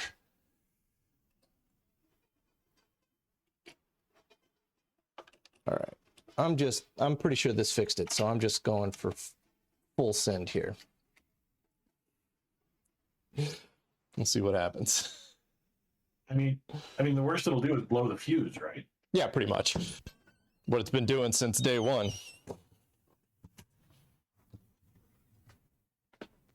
That's why God invented fuses. Oh God, this thing is heavy.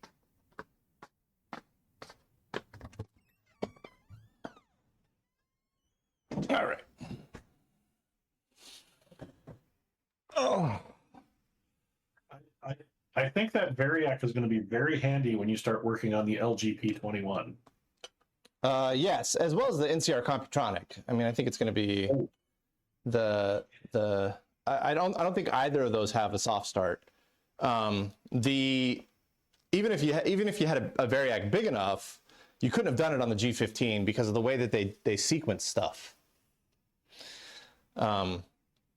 So like a Variac just doesn't work on the G15, but I don't think the 21 or the Computronic do soft start stuff. I don't know. I'll have to see the Computronic in person, but I would be surprised if the Computronic was going that hard because they don't have that many tubes in it.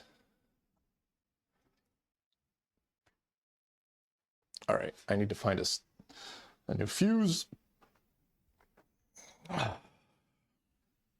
Has any documentation for the Computronic turned up? Not that I found.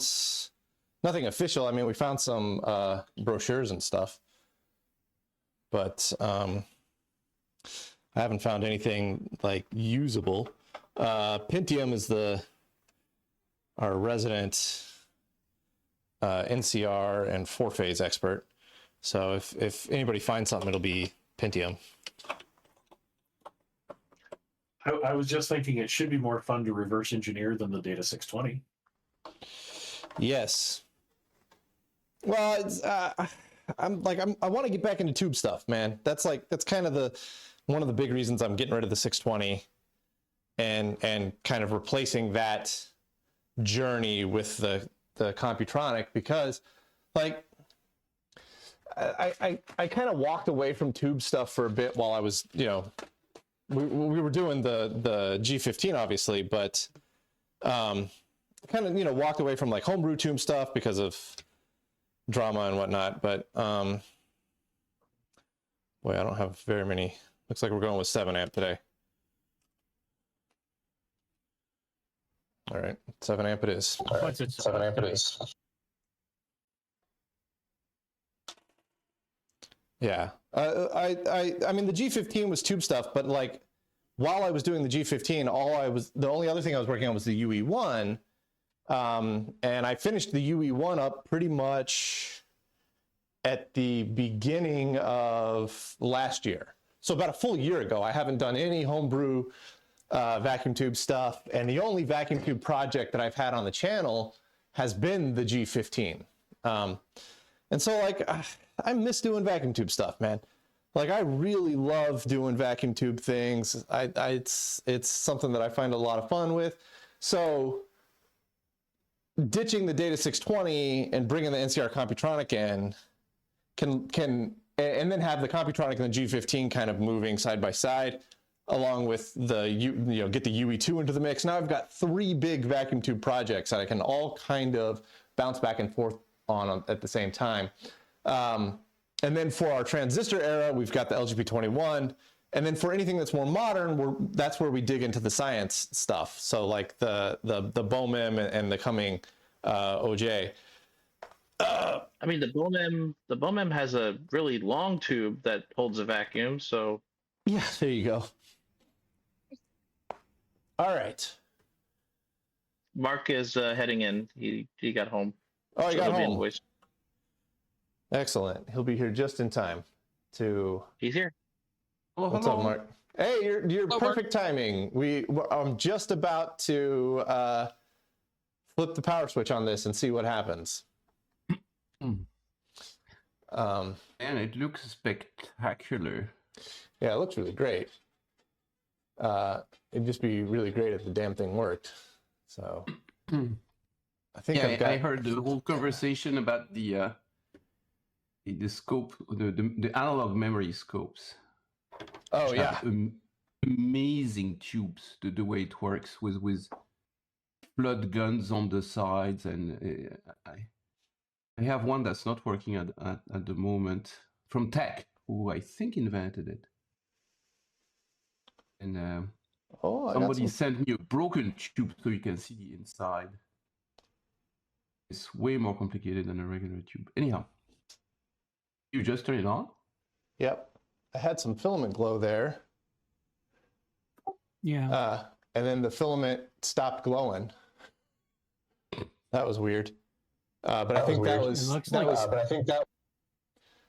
I've got a fan spinning. We've got our gravity fuel going on. There's light, so it's much better than before. Yeah, there's a full 120 volts. Yeah, so what was happening is probably not a great idea to bring this thing up on a variac. I think we actually popped that tube. So the filaments got really bright, and then the thermal relay kicked over and the filaments came back down. But I'm fairly certain that I blasted V13. I saw that filament get way too bright. Oh, it doesn't like the progressive inrush of power. But it's on. Or it's too slow. Yeah, I mean, I can see all the filaments. Pretty much everything except for V13 is glowing right now. So whatever V13 is, I might have another replacement. It's much better. You get power, I see some screen glow on your front. Ooh, that tube looks like it may not be coming on. We may have, and that one looks like it might be dead too. So we may have popped the filaments on a couple of tubes.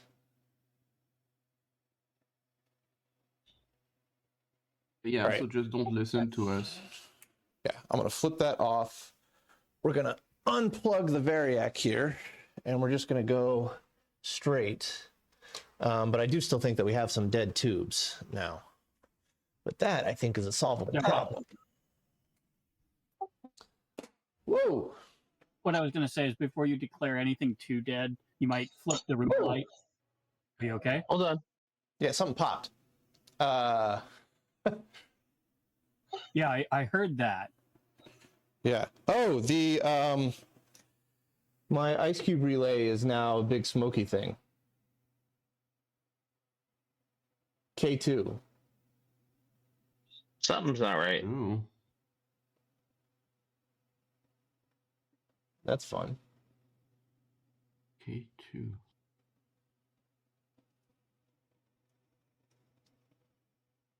Yeah, K2. See, when I K2 heard flashed.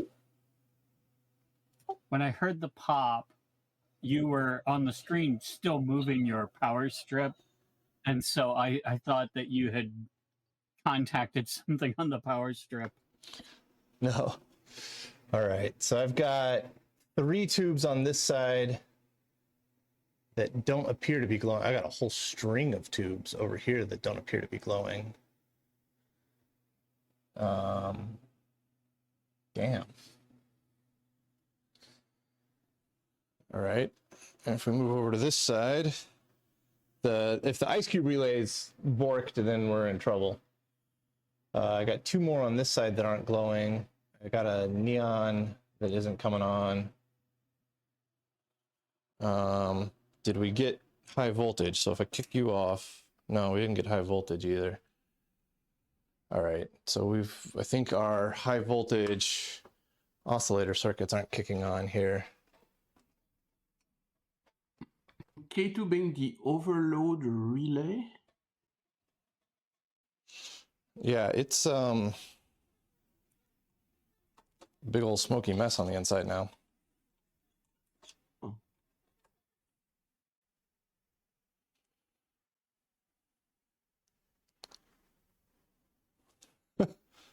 And K2 is off T3 straight off the diodes that you replace. Oh no, maybe it isn't.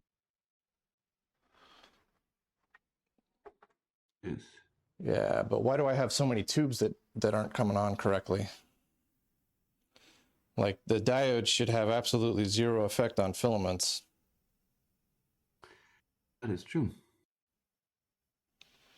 So it doesn't make sense that I have, what, there was these 3, and then 1, 2, 3, 4, 5, plus another 3 or 4 over here. I got like 10 tubes that didn't come on, that didn't warm up. From which chain?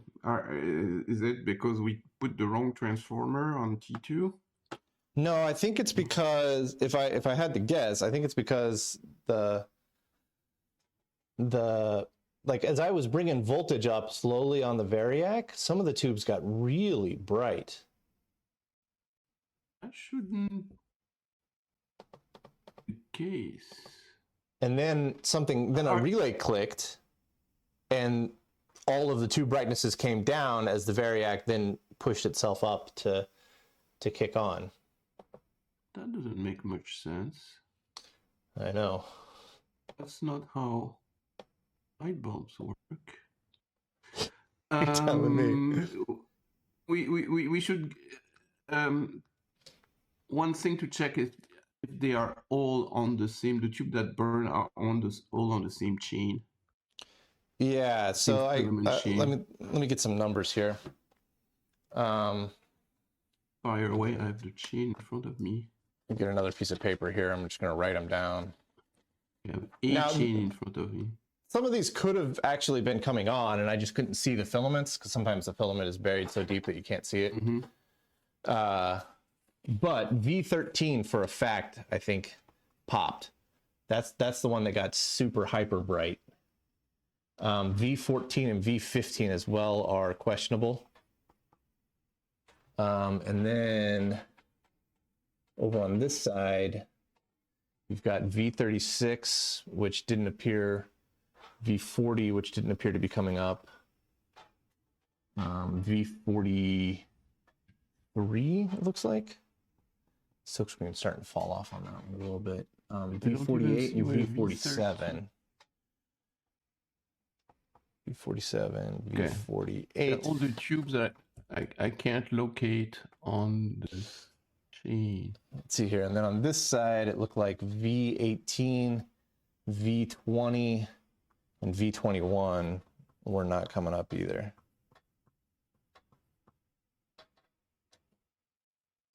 Are they in the plugins? I didn't check any of the tubes in the plugin. I can't see those. So they're in the mainframe, right? Because I can't find them. Yeah, no, these are all on. These are all the actual thing. Let's see here. So there's V1, V22, 25, 41, 42. There's the, is it the DC filament chain, I wonder?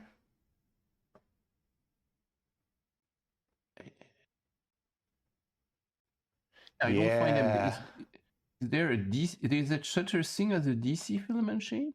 Yep, there's a regulated DC heater rail that has V13, 14, 15 on it, V18 and 19. Okay, they're all the ones in blue. Yeah, V40, 43, and 47. Yeah, so either we lost the DC filament chain Yeah, because I cannot find any of your tube on the AC filament chain. Where is the DC filament chain? In schematics? If depends on which schematic you got open. I don't know. 150A AR manual OCR.pdf. Yeah, go to page 72. You might be on the same page. I don't see any DC. You'll have all the AC at least. So you'll have all the AC filament chains on the left side of the page, and then the complete regulated DC heater detail will be on the right side. Oh, to the right. My window is too small. Yep. What were you saying, Adam? The V13 is part of the sweep generator, which on what I'm looking at is page 48. Yeah, so we won't get HV if V13's dead. So yeah. So the next question is what happened to my Ice Cube relay here? And is it still okay? I don't think it is, but we'll take it apart and find out. I'm gonna guess the coil. If you got smoke, it's probably the coil. Yeah. Which would be on DC. We got a DC over voltage. Is it from the So what's running the coil on K2 here? Trying to figure out where the minus 78 volts comes from. The parts list shows two different K2s, a K2 and a K2A. K2 is 115 volt AC coil. K2A is 26.8 volt DC coil. 78 comes right out of K2. Okay, so potentially our tubes are fine, but K2 was not allowing voltage to pass to our DC rail to bring those there was up. too much voltage and K2 contact went poof. Yeah, well, fortunately K2 is not sealed. I can take it apart, I think. Overload relay. How does that work? Overload relay. Yeah, there we go. I can get K2 open. So the question is the coil blasted? Sure doesn't look like it's blasted. Did we pit some those? I don't know. Let me get the multimeter out. Let me get this. It does say that it's just. I wonder if you smoked some crud off the contacts. Oh, yeah, I don't know. We're gonna find out. What were you saying, Nuki? It does say that it's just a DP-DT relay, so if you do have to replace it, it's not too complex. Yeah, it's the downside is that it's in a vacuum tube style socket, so it plugs into an octal socket. Socket. But I'm sure that if I have to replace it, I can just get on eBay and I'll find one. Or if I have to get clever, I can get clever. Do you see the contacts showing sign of distress? Because you say you saw the filaments go too bright. So yeah, that's a little bit. But that filament's going too bright with the Variac. About where was the Variac? 80 or 90 volts? No, it was like 30 volts. Yeah, that doesn't add up.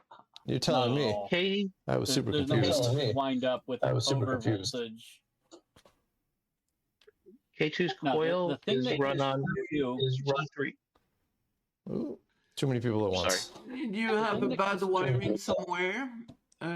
Check your wiring in the diodes or a short circuit somewhere. I would. It seemed like the minus 78 volts got over voltaged, and that smoked the relay and the tubes. Possible. The relay contact and the tubes. Yeah. Does the relay contact look burned? One of them does, but I'm going to check the coil right now just to make sure that we didn't pop the coil. Okay, so my explanation is that you've got some high voltage somewhere on the -7 volt DC that should have been there. And at its high voltage, your relay contact and your DC chain. Yeah. All right. So the coil is K2 measuring. also it's hanging off T3. Sorry about that. The it's- coil's it's measuring on out AC. to. Right. The coil's measuring out to 10,000 ohms. So that I think the coil's probably still fine. My guess would be that we lost a contact here. Like I should have connection between these two right now. And it's more because too much current went through it and too much current went through your filament chain that's attached to that contact. That would be contact 5 to 8 on the schematics, if I'm reading this correctly. All the contacts are measuring out fine. So I don't know why It just got a K2 little smoke hot. up. Maybe. I will burnish them a little bit, clean them up. I mean, I can see some scorch marks on them. Can you confirm that the one that burned would be 5 to 8? So the one that looks disgusting depends on how you count octal tubes. I haven't had to count pins on an octal tube. I have no idea. You're a tube person. I know. Well, I'm a novel, not a novel. Well, yeah, a novel or a heptal guy. Octal. I don't really deal with octals that much.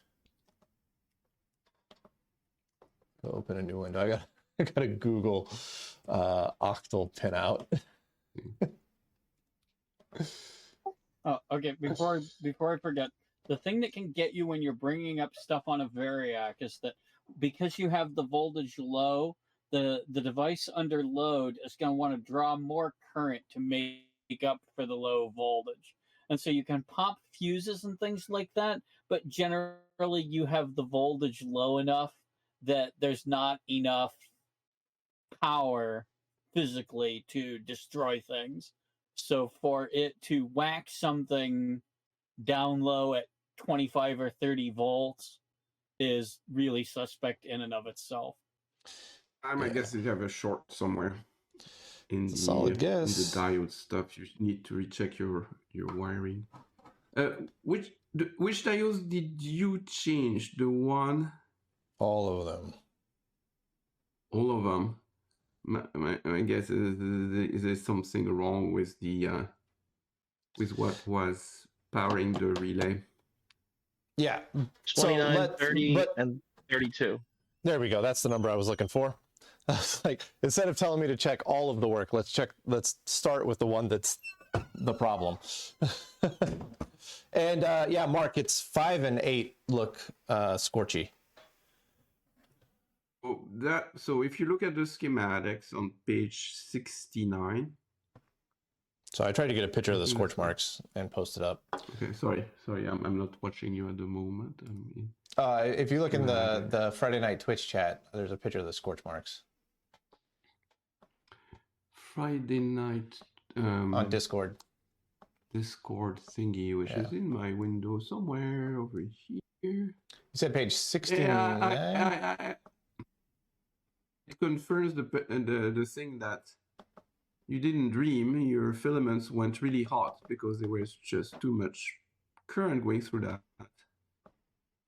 But for too much current happening on that wire, on 5 and 8.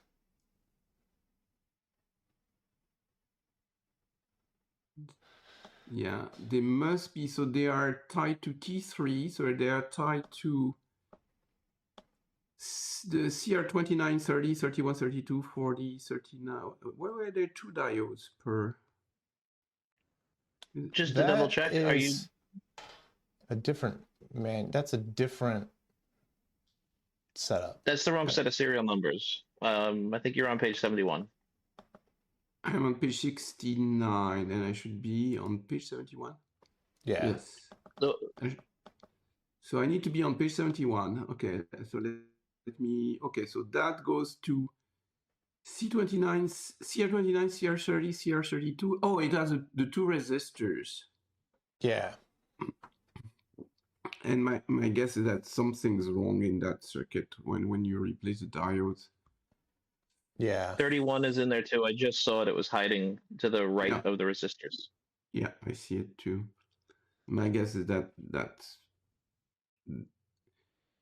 there is too much voltage on that circuit, which you can check because there's a white-orange wire apparently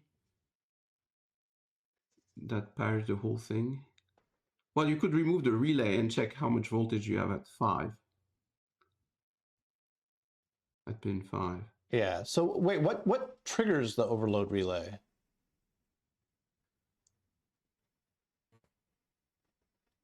Because I think essentially what happened is the overload relay kicks off, and that kills the DC heater rail until we power cycle it. Which means that that voltage that's coming out had to be so high going through the 5,000 ohm resistor that it triggered the overload relay.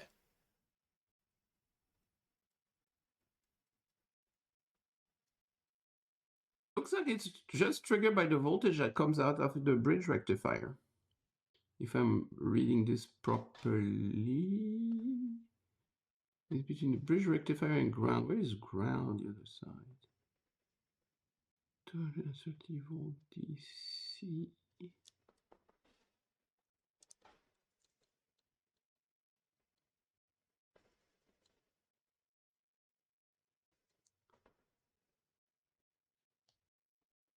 Yeah, it goes right to the coil.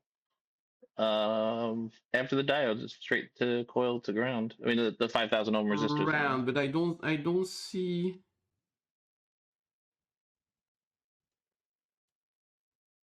I don't see how T3 secondary is connected to ground anywhere. How does that work, huh? You guys are That's supposed to work. looking at my arm as I'm burnishing a relay here. I mean, the good news is that the relay is fine. It did its job.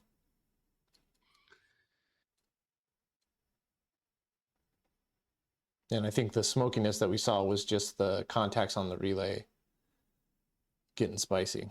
Suffered. It made a contact on the relay 5 to 8. It got an overcurrent right there. And it can only get an overcurrent if there is an overvoltage. And I cannot see. So have you changed the diode CR29, CR30, CR32, CR31? Yeah. Yep. Yeah. I would change. I would double check that wiring. Yep, that's where I'm headed next after I get done burnishing this guy. What are the two R338 and 339 doing? Is it just a voltage divider? They are lowering down the voltage, so it's only minus 78 volts, I think. Okay. Okay. Yeah. The next question is that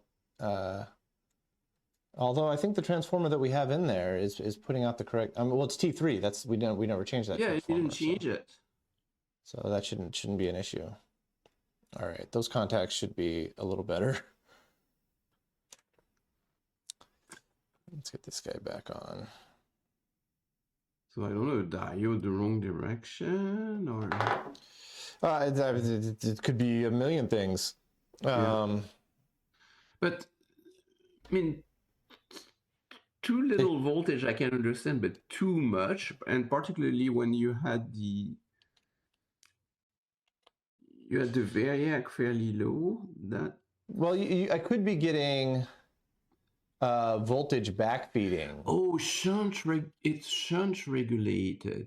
Yeah, so I could be getting not from the transformer. I could be getting something from V50, V49. Like if V49 had a plate to grid short, that would definitely overload things, right? I see. I now see how it goes to ground. It goes through ground through V50. I see how this thing is working. It's a shunt regulation. Yeah. They load the transformer to ground, until the voltage is down to -78 DC. So it's completely reverse to the way you would do it with transistors. They shunt the power supply to ground. So if V50 was dead or not regulating, the voltage would go up, and it would trigger the overload. The overload relay is actually an overvoltage relay. Yeah. If I read that So- correctly. I mean, it could be CR 2930, 3132, but I don't think so. Like, I think we're getting a problem from V50, V49 somewhere. That would Correct. The way it works, if V50 or V49 is not working, then the regulation is, the voltage is going to go up because it's a shunt regulator. Yeah. It works reverse. So for those who are listening, it's a power supply that puts a voltage that's too high, and then there's a tube that shorts it to ground to lower the voltage. Just loads it. That's such a weird way to do it. It's not power conscious. Yeah, I mean, I'll double check my work here. And that regulated to -78 via V49, which is the differential comparator. Okay, I get the circuit now. So my concern is that by bringing it up on a variac, we V50 and I know what happened. V50 didn't work. Yes, so that makes sense. Yeah, so if you bring it on a variac, you under voltage the shunt regulation. Yeah, which then increases your voltage on the voltage to go all the way up. Yes. Yeah. Yes. Okay, so now that makes sense because we have a power supply regulation that works reverse from what common mortals do. Yeah, that would certainly do it. So does the K2 relay, the overvoltage, exist because of that shunt design? I would suspect so. It's a crowbar of some kind. Yeah, well, I wonder why they did that. So white with orange should go to two places, correct? Why do I got it? No, I've got orange with white and white with orange. Oh, I've got two. Okay. Great. It carries your unregulated. So which ones are we looking at? Look at page 71. Well, I was trying to figure out the CR number that we're concerned about. Oh, 29, 30, 32, 31. So this is going to be 31, 32. 29 to 32, all of them. Yeah. Yeah, 29 to 32 is that one on the end that has white with orange. It could be what you just said, is that we brought it on a variac and it didn't have enough power for the shunt regulator to shunt the power to ground, and it let the voltage go too far up. But we turned it off, I removed the variac, turned it back on, and that was when K2 went smoky. Oh, really? Yeah, that's the part that's baking my noodle.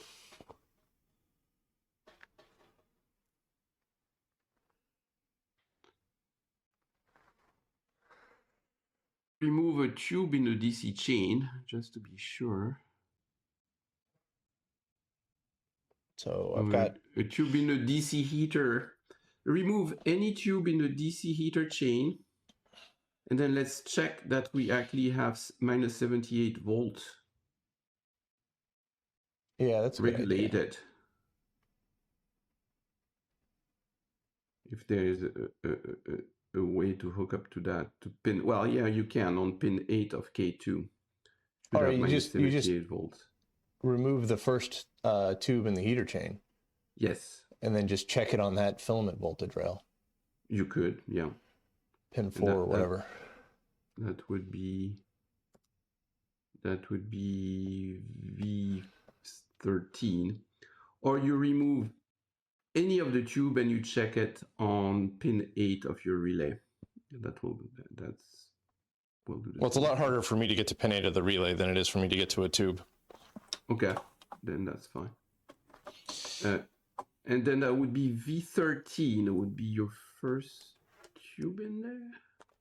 I mean, I'm looking at the, like, I think our diode work is okay. But you could do it on any tube because they are not going to. They'll be shorts basically. So you could do V13, V14, V15. Anyone should have 78 volts when the chain is interrupted.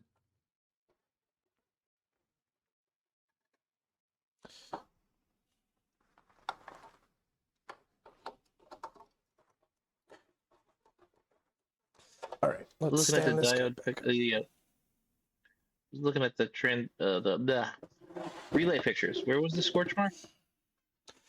It's on the the contact. It's really hard to see. So it's the last picture that I posted. If you look at the lower contact, that the center contact is currently not touching in that photo, you can see it looks all white and nasty. Okay.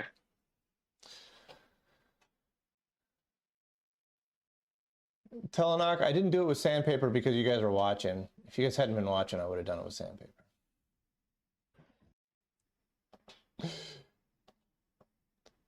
Oh yeah, we know it. If you're light enough, that will be. Oh yeah, I see it. I see it in your picture. Yeah, where's V13? Yeah, that part of the contact is. Well, V13 is an easy one to get to. Yeah, That's the one that got super mega bright, actually. That's a 6A05. If we pop that one, I've got plenty of these Which guys. one are you popping? 13? V13. Yeah, that's the easiest one for me to get to. That's the first one. So if you get on, I bet you have to figure out the correct side. Guess the voltage. Which you can quickly figure out because one side will be. Yeah, one side will be 0 and the other. Yeah, one side will be connected whatever. to ground with low resistance, and the other side will be connected to ground. Yeah. So the next trick is to find a good ground on here.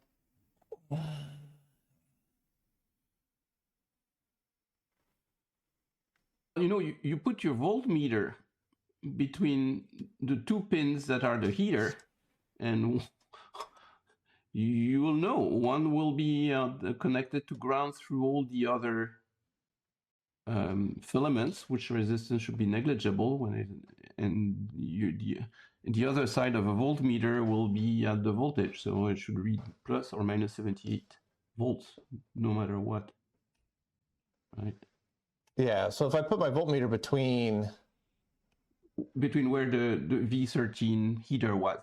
Yeah, I've got 39 ohms. What? Which seems a little high. Between where? Between pins 3 and 4 of V13, which should be the filament, yeah. You should have nothing. Well, no, I should have the DC filament chain, right? Pin 1, yeah, pin 1, 2, yeah, pin 3 and pin 4 is my filament, I believe. And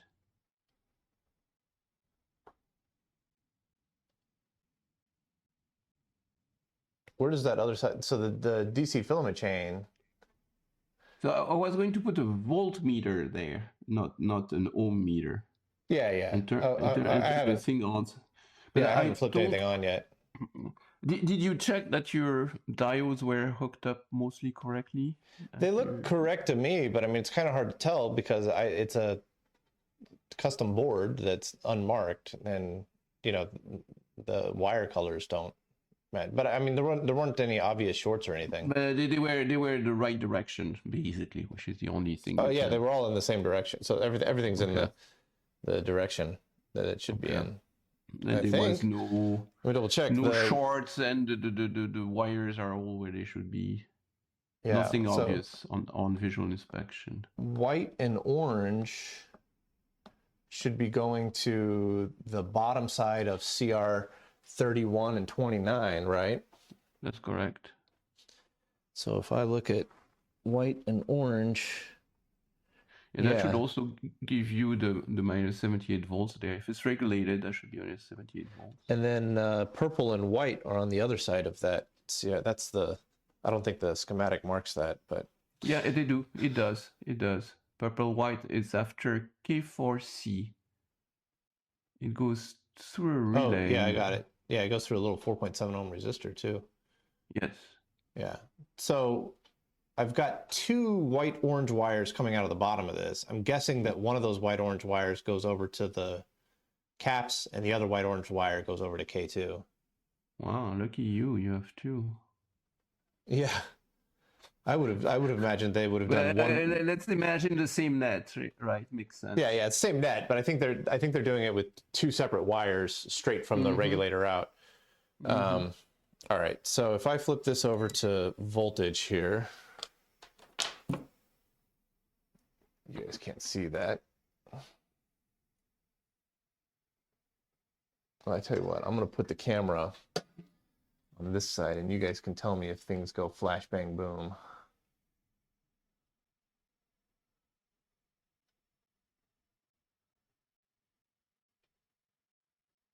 There we go. All right. Remember, we won't see it for a while. Yeah, you won't see it for the first 15 seconds, but I'm not looking over there at all. So if you see anything, you can tell me what went wrong afterwards. If it blows in our face. Yeah. We go, ouch. All right. Okay, power coming up. I've got negative 21 volts across this. Negative 20, it's dropping. Negative 19, 18, 16, 15. Why would it be dropping? Going? Because filaments are warming up, but nothing should be warming up because V13 is out of the chain. Yeah, you should be regulated at minus 78. Does V50 and V49 glow? Yeah? Any of y'all smell something burning? Yeah. Smells like Lots of something's stuff. burning. When the filament my Spectroscope is broken right now. Oh no. when the filaments start getting any current through them, the resistance of the filaments rises. And Yeah, that's no, why I your got voltage that. drops. I got that. No. But the thing is, the voltage shouldn't be dropping because we interrupted a DC filament chain. Yeah, it should be high if anything. Well, the good news is it's lower. Yeah, so I just put the V13 back in, and I'm just gonna I'm gonna flip the power on and just see what happens. See if it goes. I was going to suggest the same thing and watch the color of the filaments. Yeah, see if K2 pops again. Actually, we can see it on the back, so we can watch K2, or maybe you zoom in on K2 if you have that. Well, I'm looking at it straight here. It's not doing anything at the moment. But K1 I think is a thermal relay. Do anything, right? It should stay where it is. Yeah, I think so. It's whoa! Hey, we got life. All right.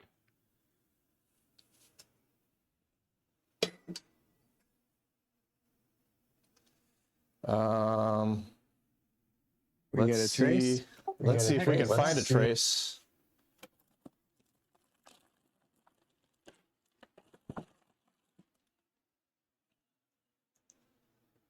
Does this thing even have a beam finder? Maybe. Does anyone know what a beam finder is? Yes. Yep. Yeah, my other one has a beam finder. Yeah, my other one has. It beams finders. So,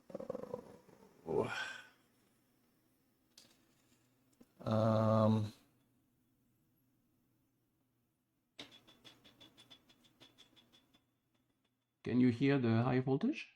I can't hear high voltage on a good day. I can't hear that anymore. But usually you can't hear the static building up. My vertical position.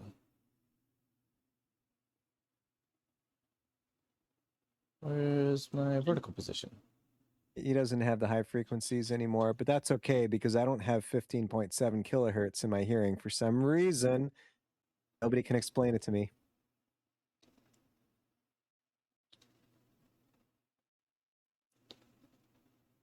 Where's my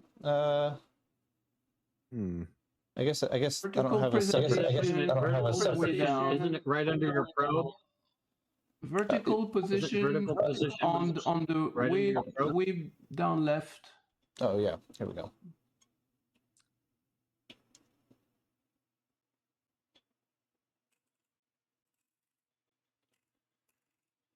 All right. Well, let's see if we've got high voltage at least. Our 6AL5 looks to be powered up. That's good. Did your DC chain tubes start glow?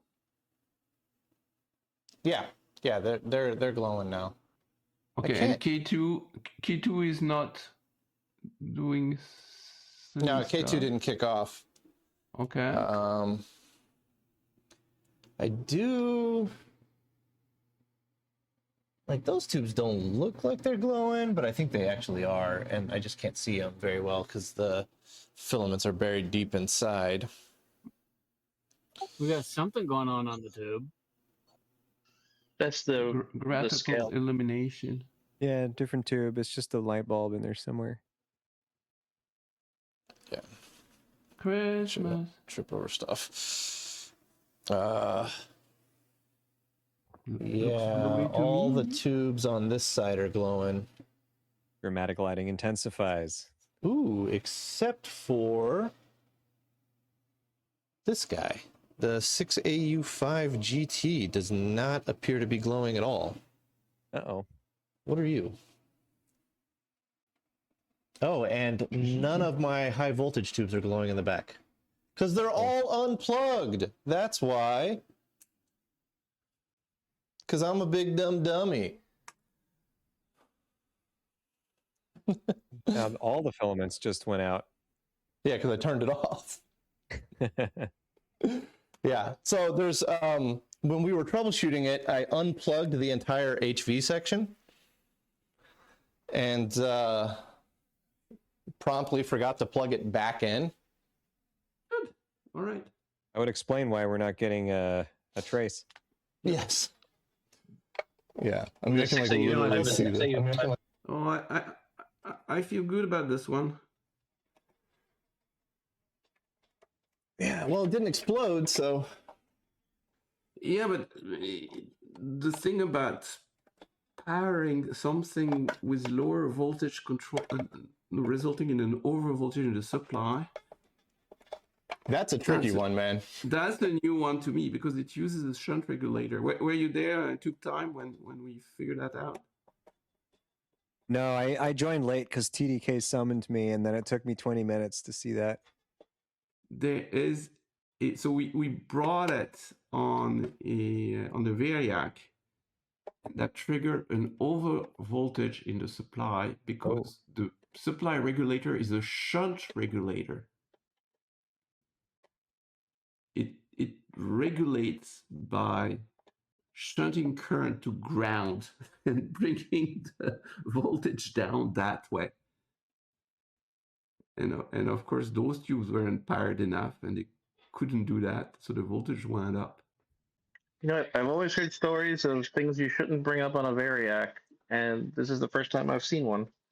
Man, I keep running into junk you can't bring up on a Variac. This is like common theme for me. So we're talking like gas regulator tubes, like OA3s or something? No, it's a shunt regulator. If you have this, do you have the schematics of this thing? Yeah, it's a 12B4A, so it's just like a big honking single triode that they use as a shunt regulator to shunt the whole thing to ground to lower the voltage. To lower the voltage. Oh my goodness. It's just the most ridiculous power supply ever. Yeah, HP is sometimes we're too smart for their own good. Well, there must be a reason for that circuit. I mean, back in the day, the Contact. design paradigms were quite a bit different. It sounds silly to us now, but back then they made sense. Well, it makes sense because I suppose the resistance of the tube is not as low as the on resistance of a. It's more efficient to divert excess current through the tube to ground than try to shove all the currents through the tube, right? Yeah. Well, I mean, it's okay to burn extra power because everything is going to be nuclear powered, so electricity will be free. So we can burn as much of it as we want. Nothing will be battery powered. Oh, yeah, or now we'll just send it to space. Yeah. All right. We should Are we have on? something here. Yeah, we are on. Oh, I saw a blip there for a second. Huh. Oh, yeah, I see that too. Oh yeah, It's alive. It's alive. Hey. All right, we're not sweeping though. Oh, there it is. Yeah, but we're not sweeping, and we should be. Oh, I see a point. I see a dot. Yeah, I have to go all the way to the right to get that dot to come up. Does it have the sweeps and the creeps? It does not. Oh. So our calibrator should be putting out a voltage, but a dirt dauber built a nest inside our calibrator post at some point. But that should be putting out. We should be seeing that. So if we use the calibrator output, all we're going to see is just an endless stream of dirt daubers. Oh, there we go. There they are. The dirt Yeah, but daubers. we're not getting a horizontal sweep. Just try jiggling the horizontal sweep mode knob. See if it's just dirty. Yeah. Strawberry. No, I don't even see it jumping around like it would, electrical noise from switching. Might be a bad tube in that path somewhere. Who knows? Yeah. Bring up all the way to the left or the way to the right. I can see a little bit of. Does this thing have an that's not XY right either. deflection mode that you're accidentally in, or is it in? No, that's a little too fancy for it. Okay. I wonder if my plug-in unit here is having a moment. Like a bad contact or something. Yeah, or maybe a tube got rattled loose in it. Could you put it in XY mode and see if the beam comes back to the center? It doesn't have an XY mode. Oh, sorry. Asking for the impossible. Yeah.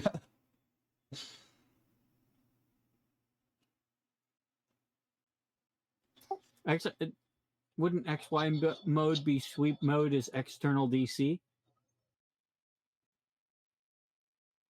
Yeah, but I don't have an external DC to feed into it. I would also need two probes. Right. Huh. Because I would need a probe for I would need external DC coming into here to give us the X. Yeah, and it doesn't zero out either. Yeah. Progress, your scope is turning on, it's not burning fuses, it's showing a dot. It did one sweep. Yeah, I saw that. I saw a flash. I get a singular sweep. Yeah. So it's sweeping, it's not triggering. Yeah. What's the switch underneath there? Underneath your finger? You're not in single switch by any chance. Rear term, Yeah. so I can switch to the external sync input on the back side of it, or on the front side here. Okay, all right. I just couldn't read the label. Then you have sync selector set to int. Or line, it doesn't matter. Let's do sweep. It sweep once. Yeah, it's almost as if there's something going wrong with the trigger circuit. Mm-hmm. Like if it's an auto mode or something, maybe it's supposed to time out waiting for a trigger and then just give us the default period. But You're close. You're close. I see progress. Yeah, we're getting there. I'm just trying to cycle the switches all through their run here.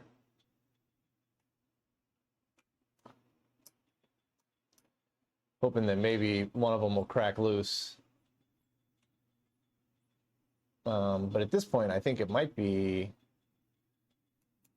a problem on this guy.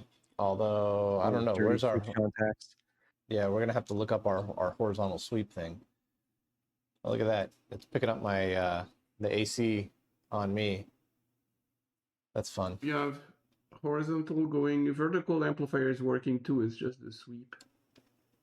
Yeah. Old coworker of mine once fixed the Tech 500 series by dipping the entire thing into an ultrasonic cleaner. Yeah. I can see that. Like the whole thing. And just ran it for a while and then plugged it in and it worked. Yeah, so that seems to be working correctly. Let's switch over to B here, the B input. Oh, interestingly, that goes away if I touch it, but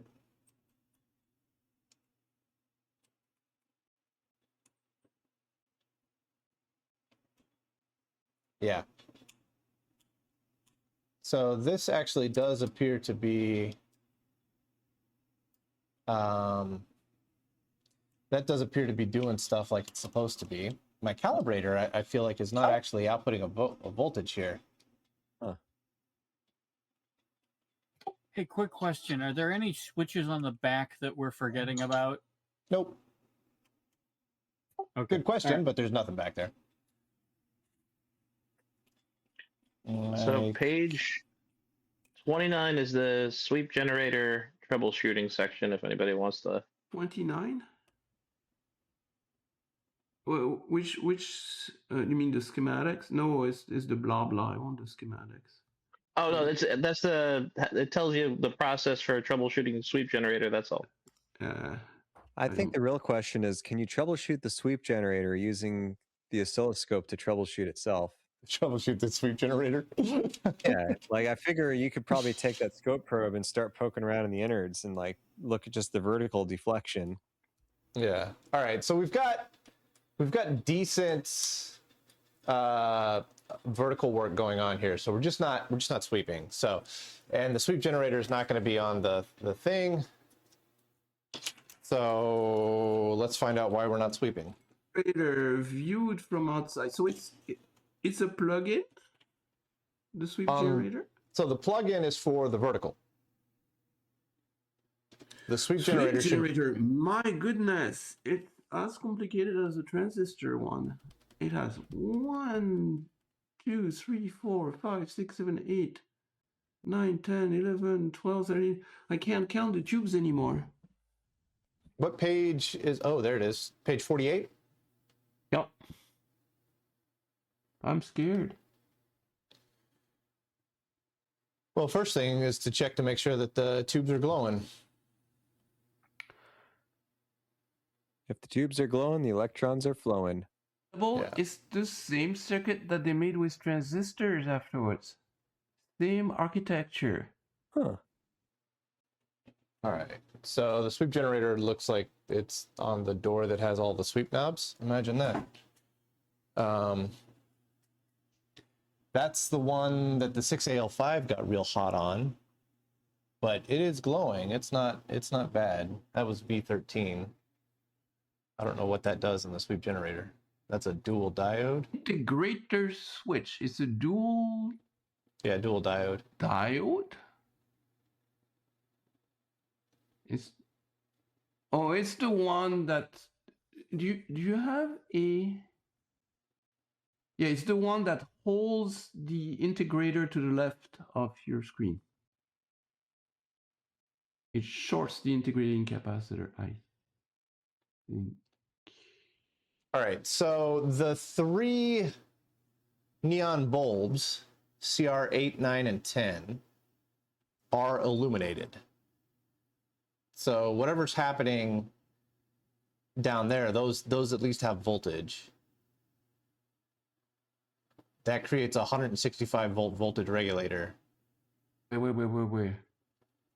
Bottom right of the schematic. Not really the bottom. It's the mid right. Yeah, mid right. 170 volts. What does it do? Feedback integrator. Integrator cathode polar. Oh, they have an op amp. And the if you removed but you can't remove V13 without killing the chain. But my guess is that if you remove V13, it will let the thing integrate. All right, so I got filaments on everything. That's good. Except for V14. Do I have a filament on V14? I can't really see. Pop the light off. Yeah, V14 is glowing as well. V13 does look, man. V13 looks weak. I mean, it is glowing, I guess.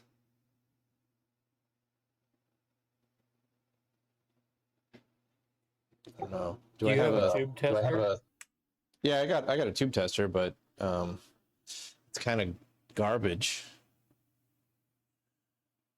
It's usually easier just to swap tubes, but all my 6AL5s are inside.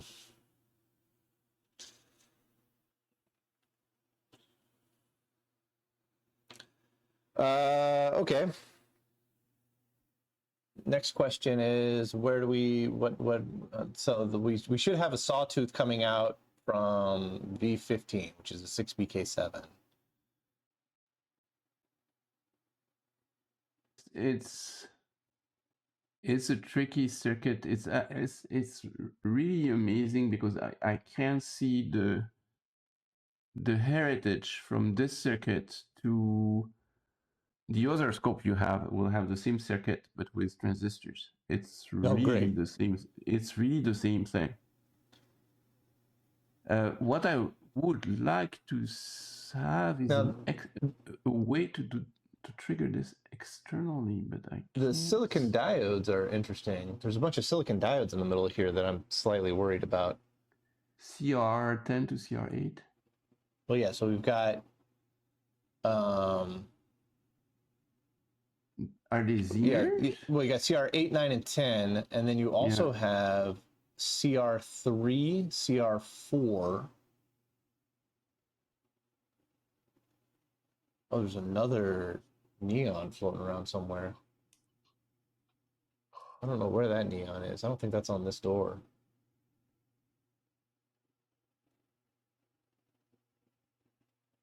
This whole thing is a whole big loop, so there could be a fault anywhere in the loop. Yep. And everything's going to measure wrong, and then you have no idea where in the loop you have a problem. You could test the sync Schmidt trigger to see at least if it's trying to start it up. And that would be the input of V10. Wait, okay, which one are you? I am on 48. Page hang on, 48. I'm just looking for glowy glows at the moment, and I do have a neon bulb that's not glowing. So why would that neon? But it's not marked. It doesn't tell me what neon bulb it is. But if I look at the schematic, there's one of V14 on the grid. Oh yeah, I1. So yeah, it's I1. It does tell me what it is. I just didn't recognize that as being a neon indicator. So that's the unbalancing pulse to CRT intensity supply. But that's the unblinking cathode follower output coming into that thing. But that thing isn't doing nothing. That thing's not on. The unblanking. Oh, you're unblanked right now. We see the beam, so you're good. It's the gate output. It's so much the same circuit. as the transistor one. Oh, so that thing needs to be flashing while we're sweeping, but since we're not sweeping, it never unblanks. Yes. Or it never blanks. It never blanks. You can be in. I had situation where it was always blanking, and I thought it was not sweeping, but it was a blanking problem. But it should be blinking. You're right, and if it's not sweeping, it's not going to be blinking. So you shouldn't be concerned. Yeah. Okay. So yeah, because we're not sweeping, we never get to a point where we got a blank. So. But the problem is that if it's not resetting, then you never get the flip-flop to start. It's really annoying if it's can't get it to sweep. So your sync Schmidt trigger has, oh, that's fun. It's a long-tailed pair. Kind of? No. Which one? What are you doing with that? The inverter amplifier, the 6BQ7A that's going into it. You've got a you've got a switch that you can switch between two different outputs on that thing. And that switch says it's the trigger slope. Oh, it's this guy. Yeah, so you could test right there and see if your trigger signal makes it to V9 to your trigger slope switch. All right. So sounds like I gotta get the scope out. Yeah, you need a scope to troubleshoot that thing. Yep. All right, let me clear some space here. Those are notoriously difficult to do. And by the way, it's not working on the scope I gave you. It's the same transistor circuit. Same problem. Yeah, you don't have sweep on that one either. This is good. This is like a warm up for that one. Yes, exactly. All right, I'm gonna clear some space off the desk here so I can get the real scope out. I need to find a good ground to clip the scope probe onto, I guess, so I don't end up blowing stuff up here. I'd recommend a wire going into a bucket full of dirt. There you go. It's that's the new isolated ground. Yes. We isolate it from the rest of the ground. So you have a ground on top of your ground, but isolated from your ground. The one that you can only see when you're wearing the VR headsets, you know, high poly. That's a virtual ground. There you go. I got a jar of dirt. I got a jar of dirt. Wasn't there an ESD strap that had a virtual ground that was just total bupkis? Wouldn't surprise me. The wireless ground strap. Yes, they used to sell those, or they think they still sell them at Micro Center. And they're just as BS as you might expect. I think Medi did a video on them.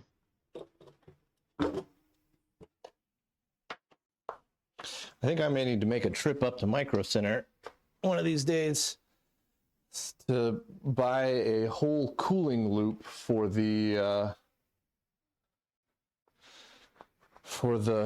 BOMEM. I need to cool the sources on it, water cool the sources on it. So I'm thinking a CPU cooler might get the job done.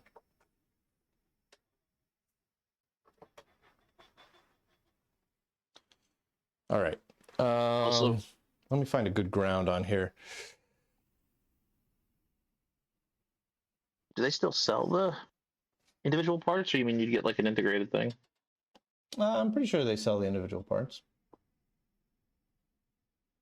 They still sell closed loop water cooling parts.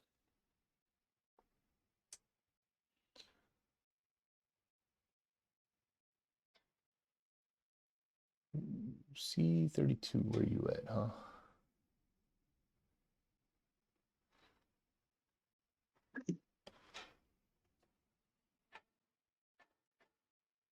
Not C22. What's C22 hooked up to?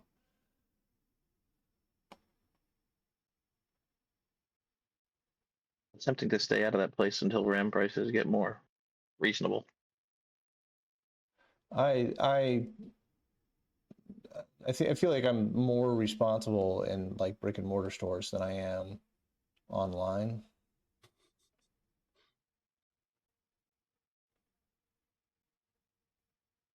Which is exactly why they want us to quit going to brick and mortar stores.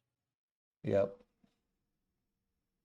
Okay, I think that big honking cable right there is actually ground. So I should be able to hook onto that and get decent ground signals out. But yeah, this, I mean, I did just spend far too much money on an OJ spectroscope that I don't need, but desperately You guys are wanted. buying new parts? For the cooling loop, yeah, probably. Mike doesn't have any. He doesn't have any cooling loop setup stuff. For the vacuum pump, probably gonna go with. Well, I don't know. So the OJ that's coming looks like it has 2 identical roughing pumps. So I don't know why that thing would need 2 roughing pumps. I mean, it needs a roughing pump and a turbomolecular pump for sure, because that thing's got to get to very low vacuum. But I don't know why it would need 2 roughing pumps. So that thing, if it, you know, when I talk to the guy, he may go like, oh yeah, this one needed service. Instead of fixing it, we just bought another one, you know, or something like that, right? At which point I might go, oh, well, then I'll service this one. I've got a free thing going on. All right, I'm pretty sure that thing's ground, so I can take this guy here. All right, Mark, you're going to walk me through the troubleshooting process as best as you can. Well, I probably at this point should read the section I say I wouldn't read, but first is to see if you get put it on. I would say put it on int. And see if you get trigger signals out of the first stage, the V8 inverter amplifier, out of the switch S2, going into V9 grid. All right, so you should see some signal there. Yeah, so like what is that, R65? Yeah, that would be a good one to check. Now might work better if the power's on. And then I got to try and find R65. And then I don't know how. So I may not be able to get to R65. You want online, not on int. So you get some 60 hertz in there, right? Yeah.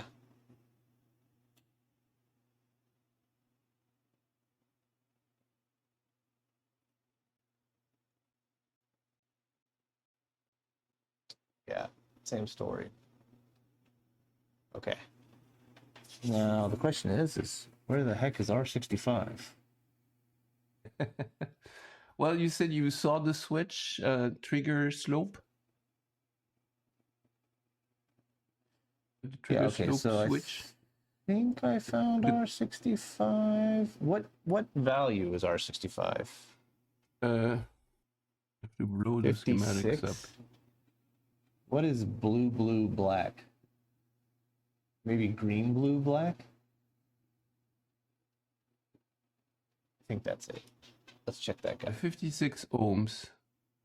Green, blue, black. Correct. Okay. Ooh, there's a lot of voltage on that. That's sitting up at 250. You want to be in the AC probably. Yeah, that's probably a good idea. Okay, and you should see.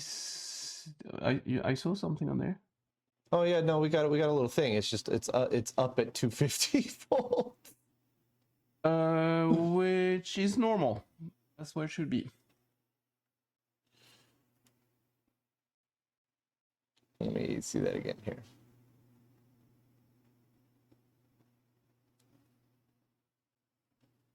Well, you're on AC. Why aren't you coming back down?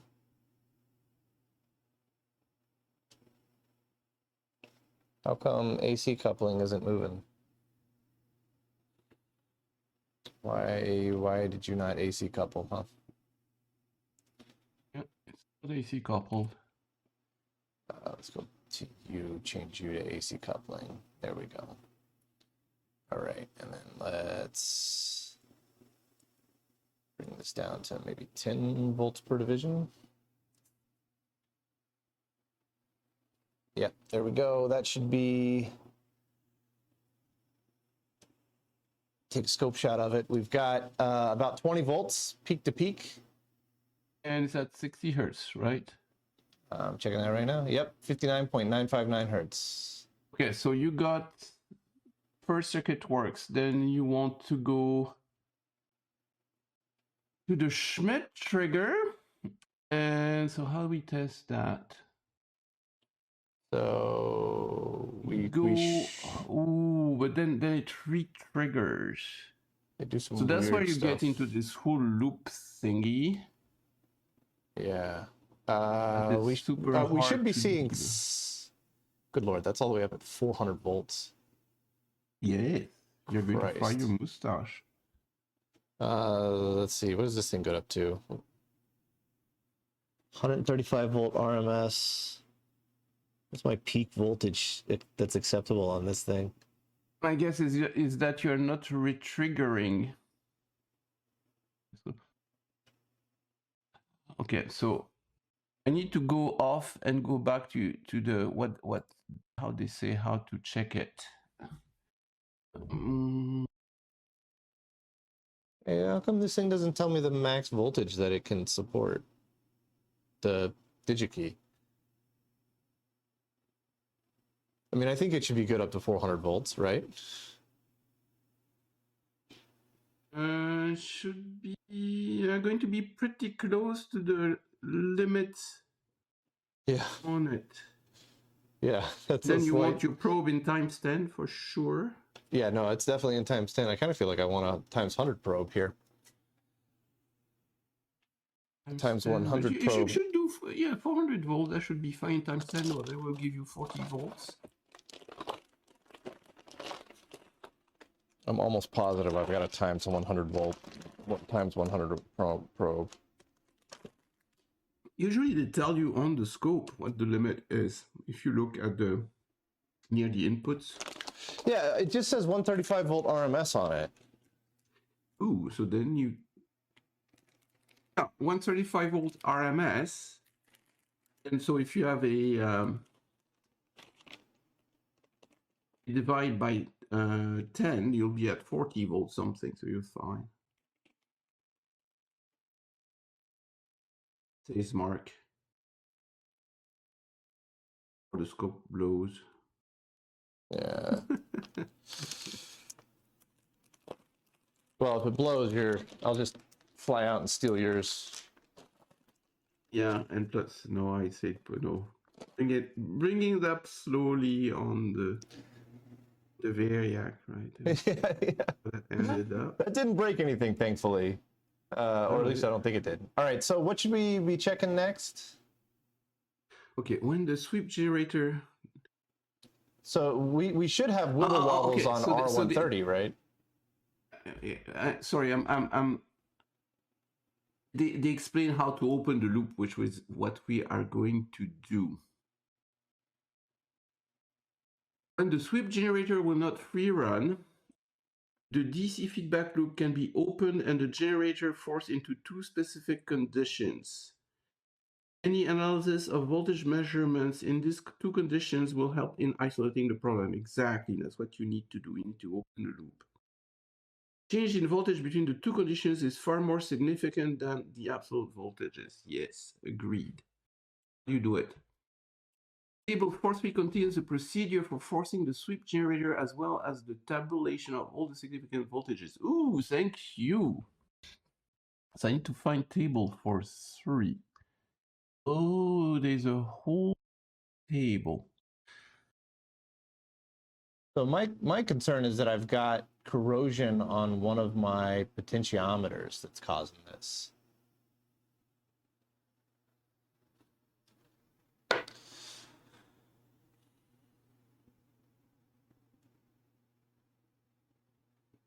Okay, so to open the loop,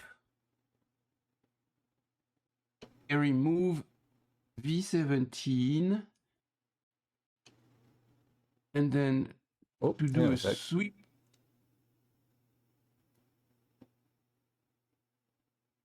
What is R88?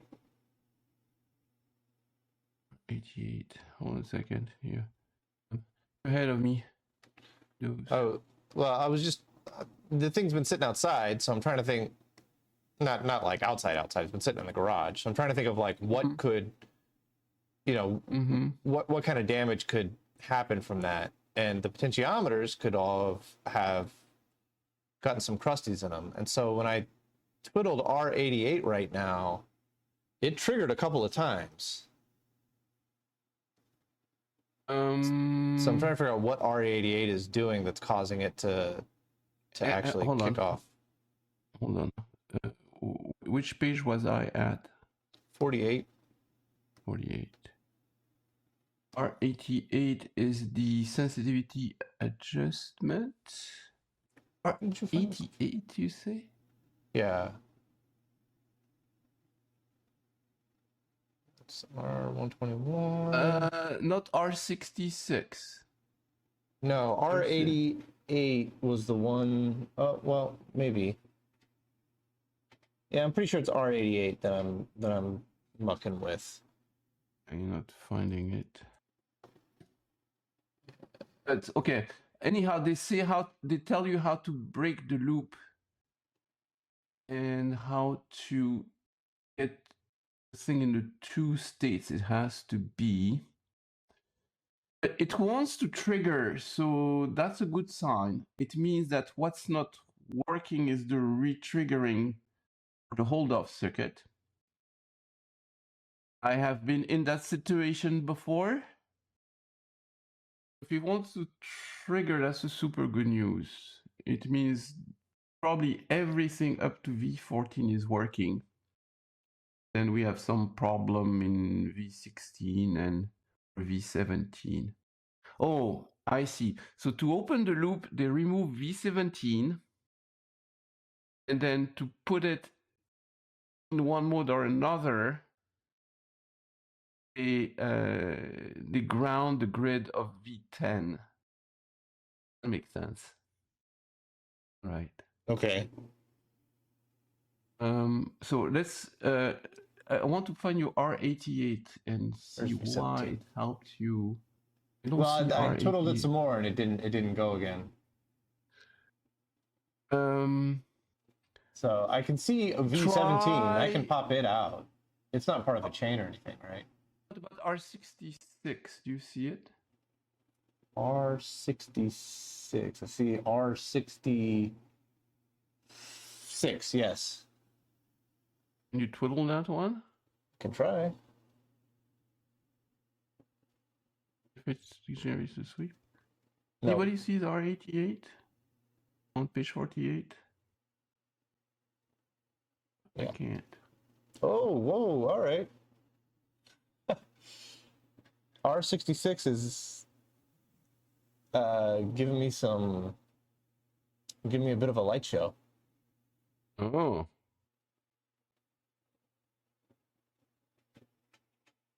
That was exciting. It's sparkly. Yeah. It's still trying to give a bit of a light show.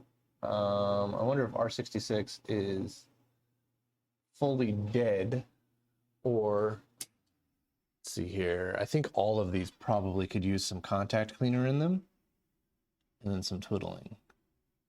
I see R66, R72. So if R66 is giving me a light show, like I'm talking like flashing lights coming out of the potentiometer. It needs some contact cleaner. I would. Yeah. What does R66 do out of curiosity? It's the next stage. So we checked the first stage, the differential pair. The next one is the Schmidt trigger. Is the actually going to find a trigger in there. Oh, I see. And that one's coming straight off of 400 volts. So, yeah.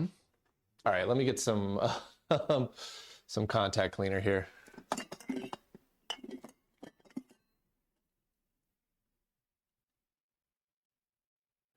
I don't know if deoxide is the right thing for that. I'm still looking for R88 and it doesn't exist. It has to. All right, so this thing is going to be completely and totally out of adjustment, but if we can get it to trigger, we can get it to adjustment.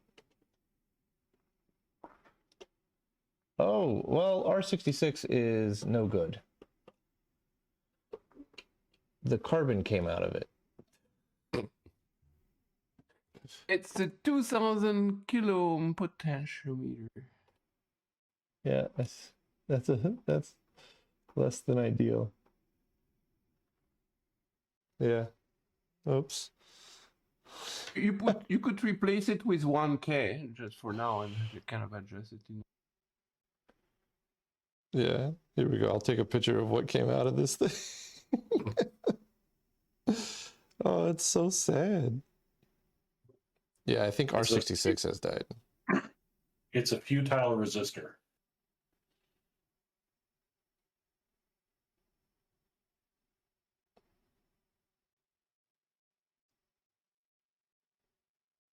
All right. Your so transmission was all right, assimilated.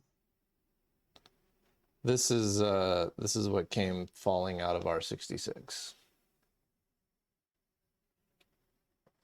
You just post it on... Oh, in the Friday Night Twitch channel. Okay, I have to figure out where that is. Yeah. That would explain why it was giving you a It's light not show. supposed to look like that. Yeah, I think that Very constitutes. I think that constitutes as a dead potentiometer. Yeah. So that's so your sync Schmidt trigger is not going to work with that, but you could test it by replacing it with a 1K between. You have to look at the schematics, but it's just or a. I would put a 1K. Where's my between the wiper and the 400 volts, and that should put you at the midpoint, and you should be happy.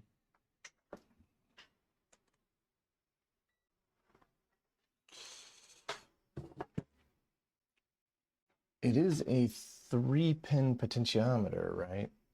Yeah, but it's used as with 2 pins shorted together. Oh yeah, okay. It's used as a variable resistor.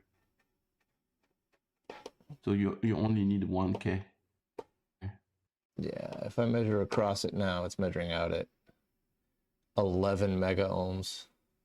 Yeah, so that's your circuit is not going to work if that is not. Yeah. All right. I betting I'm gonna have to turn my get my. Oh, I'm getting tired. Soldering iron hot again. Yeah, if R66 is a light show, that's definitely going to keep things from happening. Maybe it's time to debugging this circuit is hard. Probably the hardest circuit to debug. It's nonlinear. It's a loop. Yeah. It has states. It has hold-offs. But we found a fault, so yeah, we found a fault, and it is you can debug it, and they give you the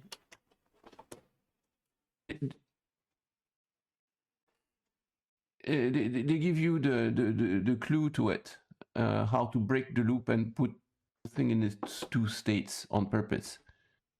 So thank you, HP. All right, so I think if I just put a little 1K, just bodge a little 1K right across those terminals without taking that potentiometer out yet. Yeah, you could just put a bodge resistor in there. Yeah. And just do fine. Yeah, I think we'll be all right. I'm just trying to make sure I'm on the correct pins. Well, you put the 2 extreme pins and that should be enough. So I should be, just to make sure, where's my, since I'm waiting on the soldering iron to warm up anyways. It should be moderately low current, right? If I put like a 1/4 watt 1K in there, we should be fine. Oh, I think so.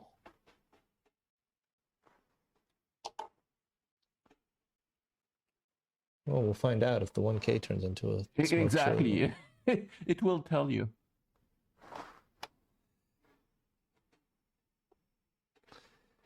Well,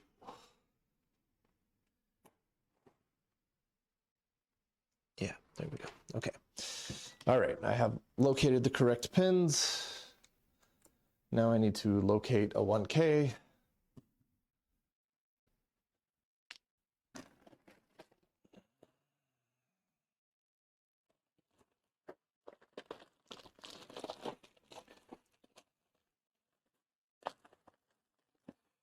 Make sure that it's a 1K and not a 100. That would be a very different problem. Brown, black, red.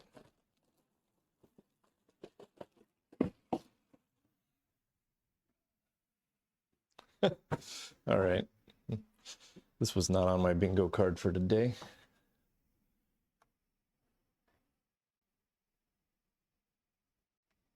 Okay, I'm gonna go down like you. Down like you.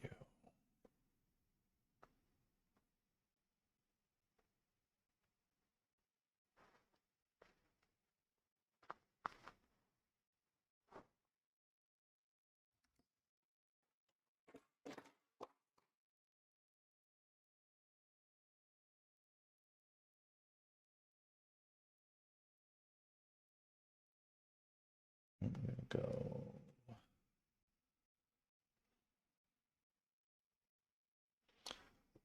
between the two, just like that. So I'm gonna trim you up. And then I'm gonna trim you up.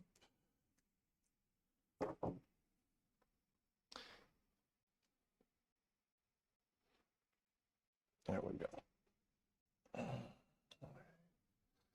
Mostly carbon and regret. Yep. All right, let me get some fresh solder onto those.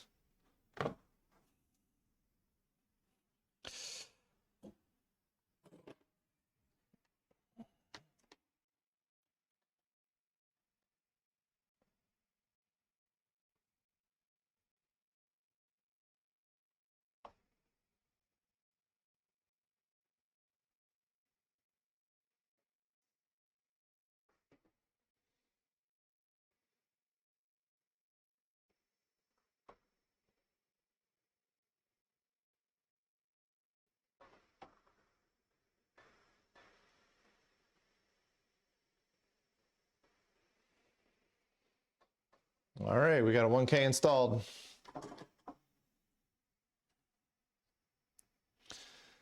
I don't think it's going to short on anything.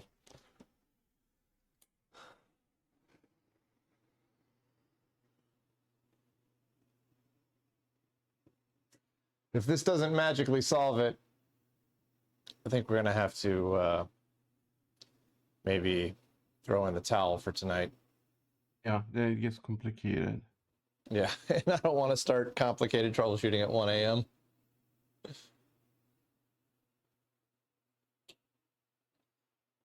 Oh, that looks promising. Hang on a sec. Nope. Dang it. All right. I can get it to give me a single shot here. Which is promising. Yeah. My worry is that all of my potentiometers are unhealthy. Yeah, so I can already tell your integrator is working. It's your re-triggering circuit that's not working. So I sort of kind of know where the problem. I sort of kind of know. I think I have an inkling where the problem is. So you probably have everything working up. So it's V16 or V17, one of those two. So maybe V10. We will, particularly if you can make it sweep once, then we can follow it around the loop. Yeah. Oh, you have a normal and a single. You can do single sweep. Are you in single? No, I'm in normal single. There's normal single. I don't have a normal single option on here. And the schematics tell me you do, but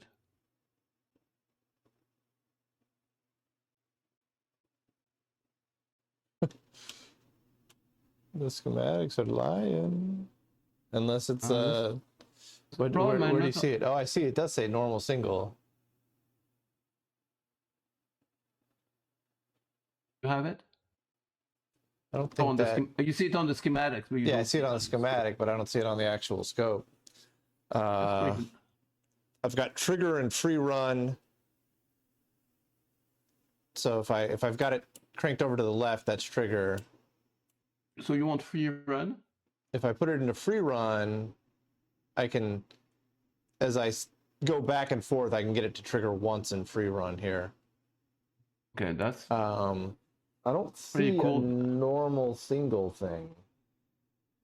Yeah, so we don't have the correct schematics. Great. Yeah, it's a great first start. Okay.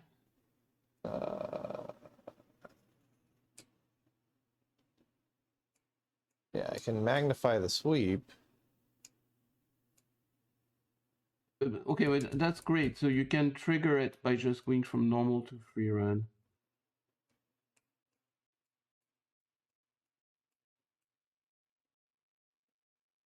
And also external input. I can kind of see it if I move. If I sweep it by hand with the horizontal position, I can see that. Also, you have an XY. You have external input. Yeah, my horizontal position I can control. Okay, but you should. Okay, so your scope is just working fine except the sweep. Yeah, except that we're not getting a horizontal sweep. Bernier. Okay, but you can do XY. You just need something on the external input, and you have to put your knob on X, on left knob. Oh, that's fun. If I trigger a sweep and I've got the sweep time set really slow, you can watch it slowly walk across the screen. Yeah. So it means your integrator is working. So it's really the trigger.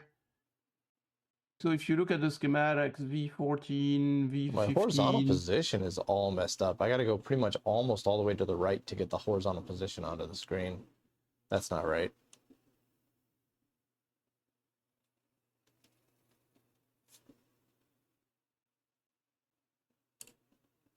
But yeah, our sweep time works fine if I can trigger it. So go to external input. What do you mean by external input?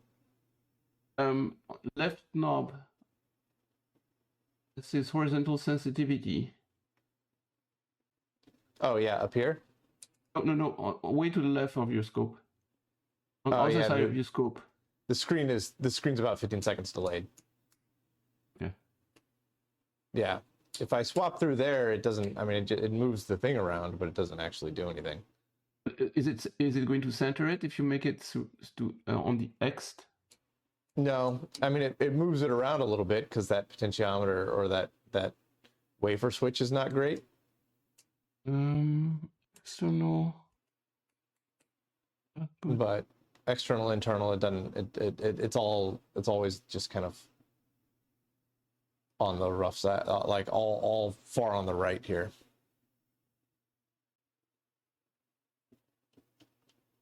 It seems to be. It's almost working. So you have a sweep. It's not centered. My calibrator is not working correctly. That is also frustrating. The calibrator should be putting out square wave at multiple voltages, and it's not. I'm not getting the vertical out of the calibrator either. Oh, and then we don't have the correct schematics for the thing. Yeah. But we have debugging clues. How to... And the sweep generator will not rerun. The DC feedback loop can be opened and the generator forced into a two-specific condition. It's page 30.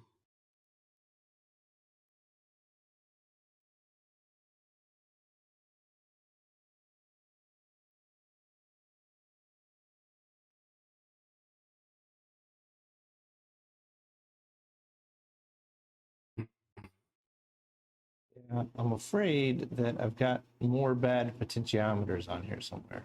R88 in particular is, because when I touched R88, I got a trigger out of it, and then I never got it again. But the fact that you can't find R88 on the schematic tells me that we're looking at the wrong schematic. Yeah. However, the procedure to troubleshoot is not that bad. You take one tube out, which is V17, and then connect V10 to V10 pin 2 to ground. It will probably trigger a sweep, and you remove V10 to ground, and it will. Oh yeah, I see what it does. Okay, it's not going to be that horrible. At least easier to do than the transistorized version.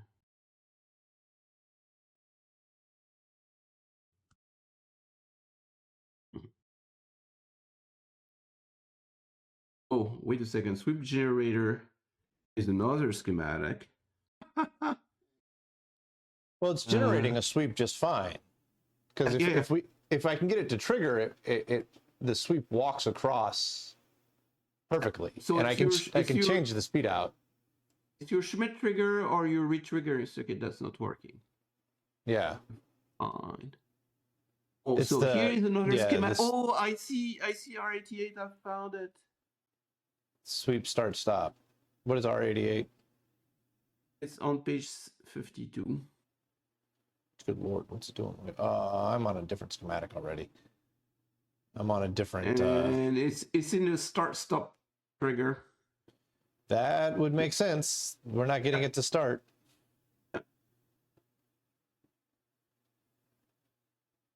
And it's the upper hysteresis limit adjust. That's what it does.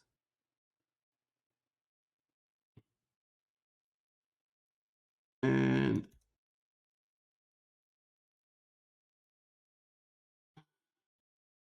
I think I've found the correct schematic. This one doesn't have. Is it in that same no, PDF? It has normal and single. Why don't you have it? You're not treated correctly.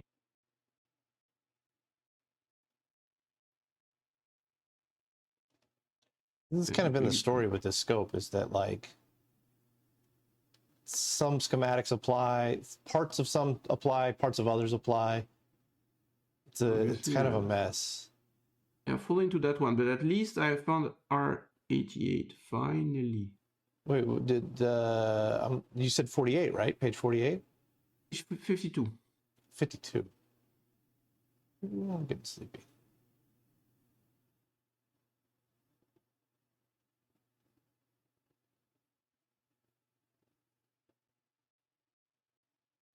It's part of the sweep generator. Yeah, and it's in the V10 area. And okay. Sweep start stop. R88 is a 5K that changes the upper hysteresis limit adjust. So if that guy has gone open, it won't work. That's for sure. Yeah, let me measure across R88 right quick and see if my multimeter can tell me. R88 is a 5K ohm, right? Mm-hmm. So if I measure across that, I should see 5K ohms or less even.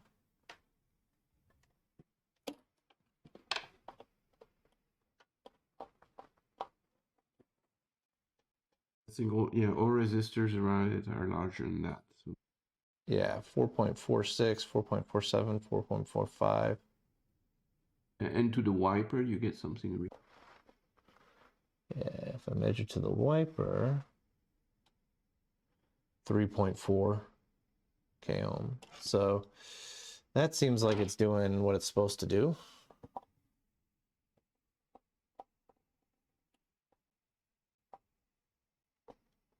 And if I move the wiper, that's at 1K currently. 1.6, 1.9, 2, 2.4. Yeah, so I can adjust that. It's potential metering. Okay. Yeah. Yeah, well, so then we have. All right, so if R88 is fine, what else is a potential failure in the sweep start stop trigger? Well, you don't know if it's in the sweep start stop trigger. It could. It's in the thing that liberates the sweep integrator and restarts it. So it could be anywhere in the loop. It could be. That's why we got to break the loop. Yes. It's particularly tricky. Okay. But well, we'll save that for next time. They give you a hint. They tell you how to break the loop, and they tell you how to put the thing in the two states. Basically, the thing has two states. It has a state where the integrator is let free, and it has a state where the integrator is the cap is shorted basically, and the dot is at the left of your screen. And it has a circuit that resets it, which seems to be working, by the way, because after you're done integrating this, the dot goes back to the left of the screen. Yeah, it does seem to be resetting correctly. It seems to be sweeping correctly. We're just not starting the sweep. That could be your start stop trigger. That's not. Yeah, because if it didn't reset, the beam would sweep off the end and just stay off of the end, right? Mm-hmm. Absolutely. So it's resetting, but there is also a hold off circuit that prevents it from retriggering. So that inhibits retriggering. You don't want to retrigger while the dot is moving back to its position. So it's slightly tricky there. Yeah, it does actually reset back to the position. It just doesn't keep triggering. Yeah, so it could be held off. With the 1K that we replaced R66 with, I wonder if that needs to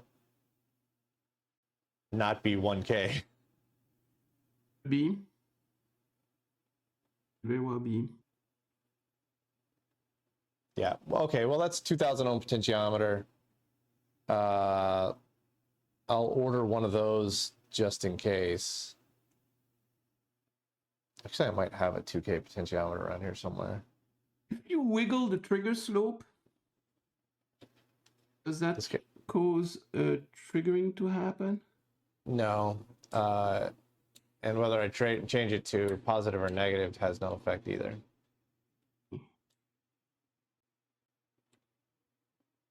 The only thing that causes it to trigger is if I'm in free run and I snap it down to trigger, it triggers once.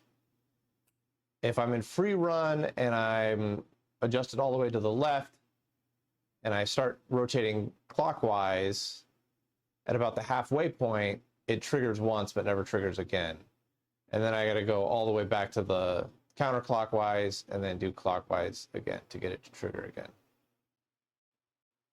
In free run trigger is the trigger. Is that the trigger level? Oh, it's not the trigger level. No, where is that knob on the schematic? So the sweep mode, yeah, that's the sweep mode sync thing that we're looking at. And it has two positions. Yeah, so when you go full counterclockwise, it clicks into trigger. And then when you go clockwise, you click it out of trigger and you get into free run. And then you can adjust the free run. Free run frequency. Free run what? What do you mean? Free run. How can you adjust? I don't on some of the models. On some of the models, there's an extra set of controls on the right-hand side. And they're, if I'm reading this right, they're mounted inside. That panel is mounted inside on the rack mount models. But I don't know if you have what they're talking about. I'm trying to figure out what it is. Where is that thing on the schematics? And I see it. Yeah, I don't know either. It's a pot with a detent to the left. The sweep mode. Oh, I think I see it. Yeah, I think it's preset adjust. I think it's R100. Where is it? So it's S3,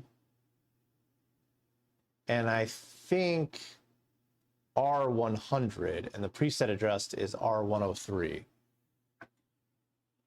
Oh, I see where you are. Okay, I see it. And R103 should be on the actual machine, if I could find it.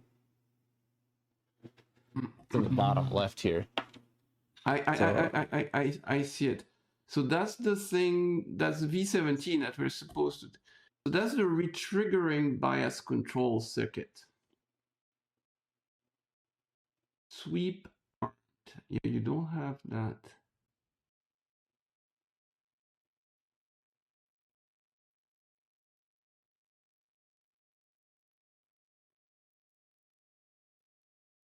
What is that you're wiggling? I'm wiggling R103 right now. Oh, that makes it trigger. On the occasion it does. If I'm in trigger mode and I wiggle R103 left and right, I can get it to kick off once. Yeah, which seems to be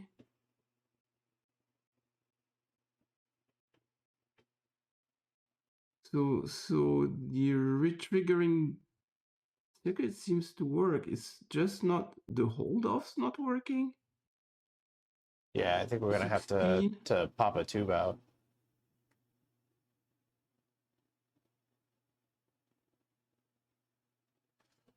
Yeah, and I don't think I have that single sweep normal option. I think mine just skips over that. That's very annoying. Yeah. Okay, but there's life in your circuit. The sweep start stop trigger did fire. Your integrator did fire. Yeah, it's very close. Like Yes. it's super duper close. I mean, it's frustrating because it ran when parked. So. Yeah, but it's going to be a difficult debug because it's in a loop. You don't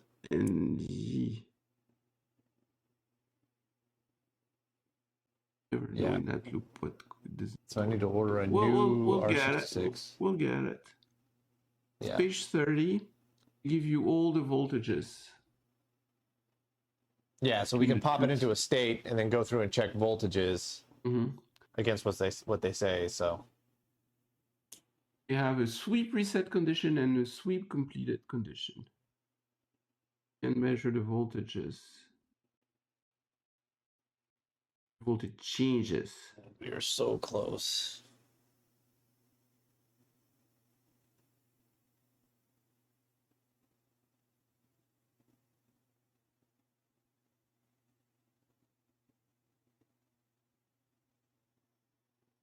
Just at this point, I'm just twiddling potentiometers to see if something wakes it up. As well. Simple. I mean, it could be as simple as like R66 needs 800 ohms or 1.4K, right? So, and it could be that, you know, R66, as soon as voltage went through R66, it burned out the carbon on it. So we lost R66 right off the bat, which is why I never sweeped. And then by putting a 1K in there, we're close, but not close enough to get it to kick off. So I think I need to just, I mean, we know that R66 failed. So I think the first and foremost is replace R66 and then continue troubleshooting from there. So we'll do that next week. And they tell you how to adjust it, actually. Yeah, I went through and did I did a full adjustment on this thing back when I brought it up the first time. It got fully adjusted. So if we can get it to trigger reliably, and if I can figure out why my calibrator doesn't work, that's kind of frustrating. Oh, that's weird. Moving back and forth across the calibrator gets to trigger on the occasion too, and that shouldn't.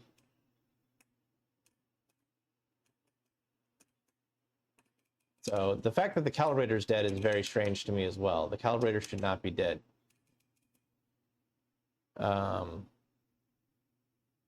So that's something else that we need to look into. I don't think they're related, but maybe they are. I forget how it generates the calibrator.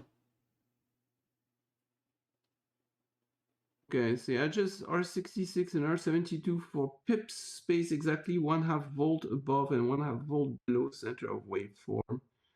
Connect 50 kilohertz sine wave with 2 volt peak to peak amplitude to external SIG input. Calibrate test oscilloscope for 1 volt per centimeters and connect to the junction of R65 and 82. Then I adjust R66 and R72. Do you have an R72? Yes. I've tinkered with R72 a little bit.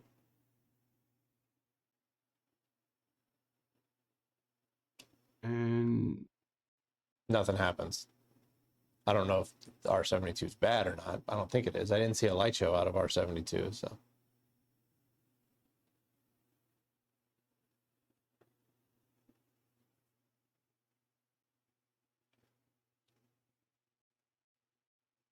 Well, all right. I'm throwing in the towel here. yeah, okay. Yeah, so that's for that circuit. Okay, it shouldn't be that hard to adjust that circuit. Yeah, once we get it triggering correctly, adjusting it'll just take 30 minutes or whatever.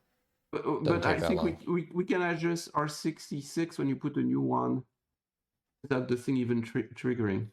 Okay. It's before that. All right. And then you have some sneaky fault in that circuit.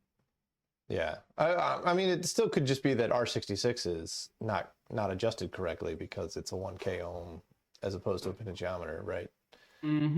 Yeah, they tell you if you cannot bring, so you have to adjust R66, R72, and R88, and they tell you if you cannot adjust R88 to get it to work, to get it to free run, then you have to revisit your adjustment of R66 and R72. So that's the first thing you have to do to get it to free run. So it could be that. We can hope that it could be that. It could be more. And we know that R66 is bad because I watched it throw off a light show. I need to order a potentiometer for my spectrophotometer as well. It's got a bad pot, so that one also gave off a light show. That's 2 potentiometer light shows I've seen this week.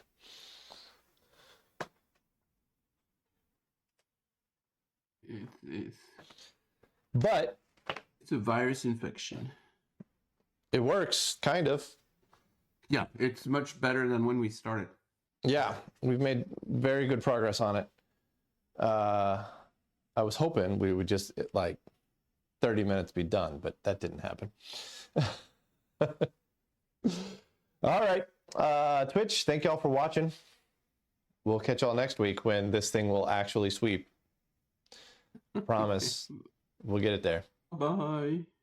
Take it easy. Good night, guys.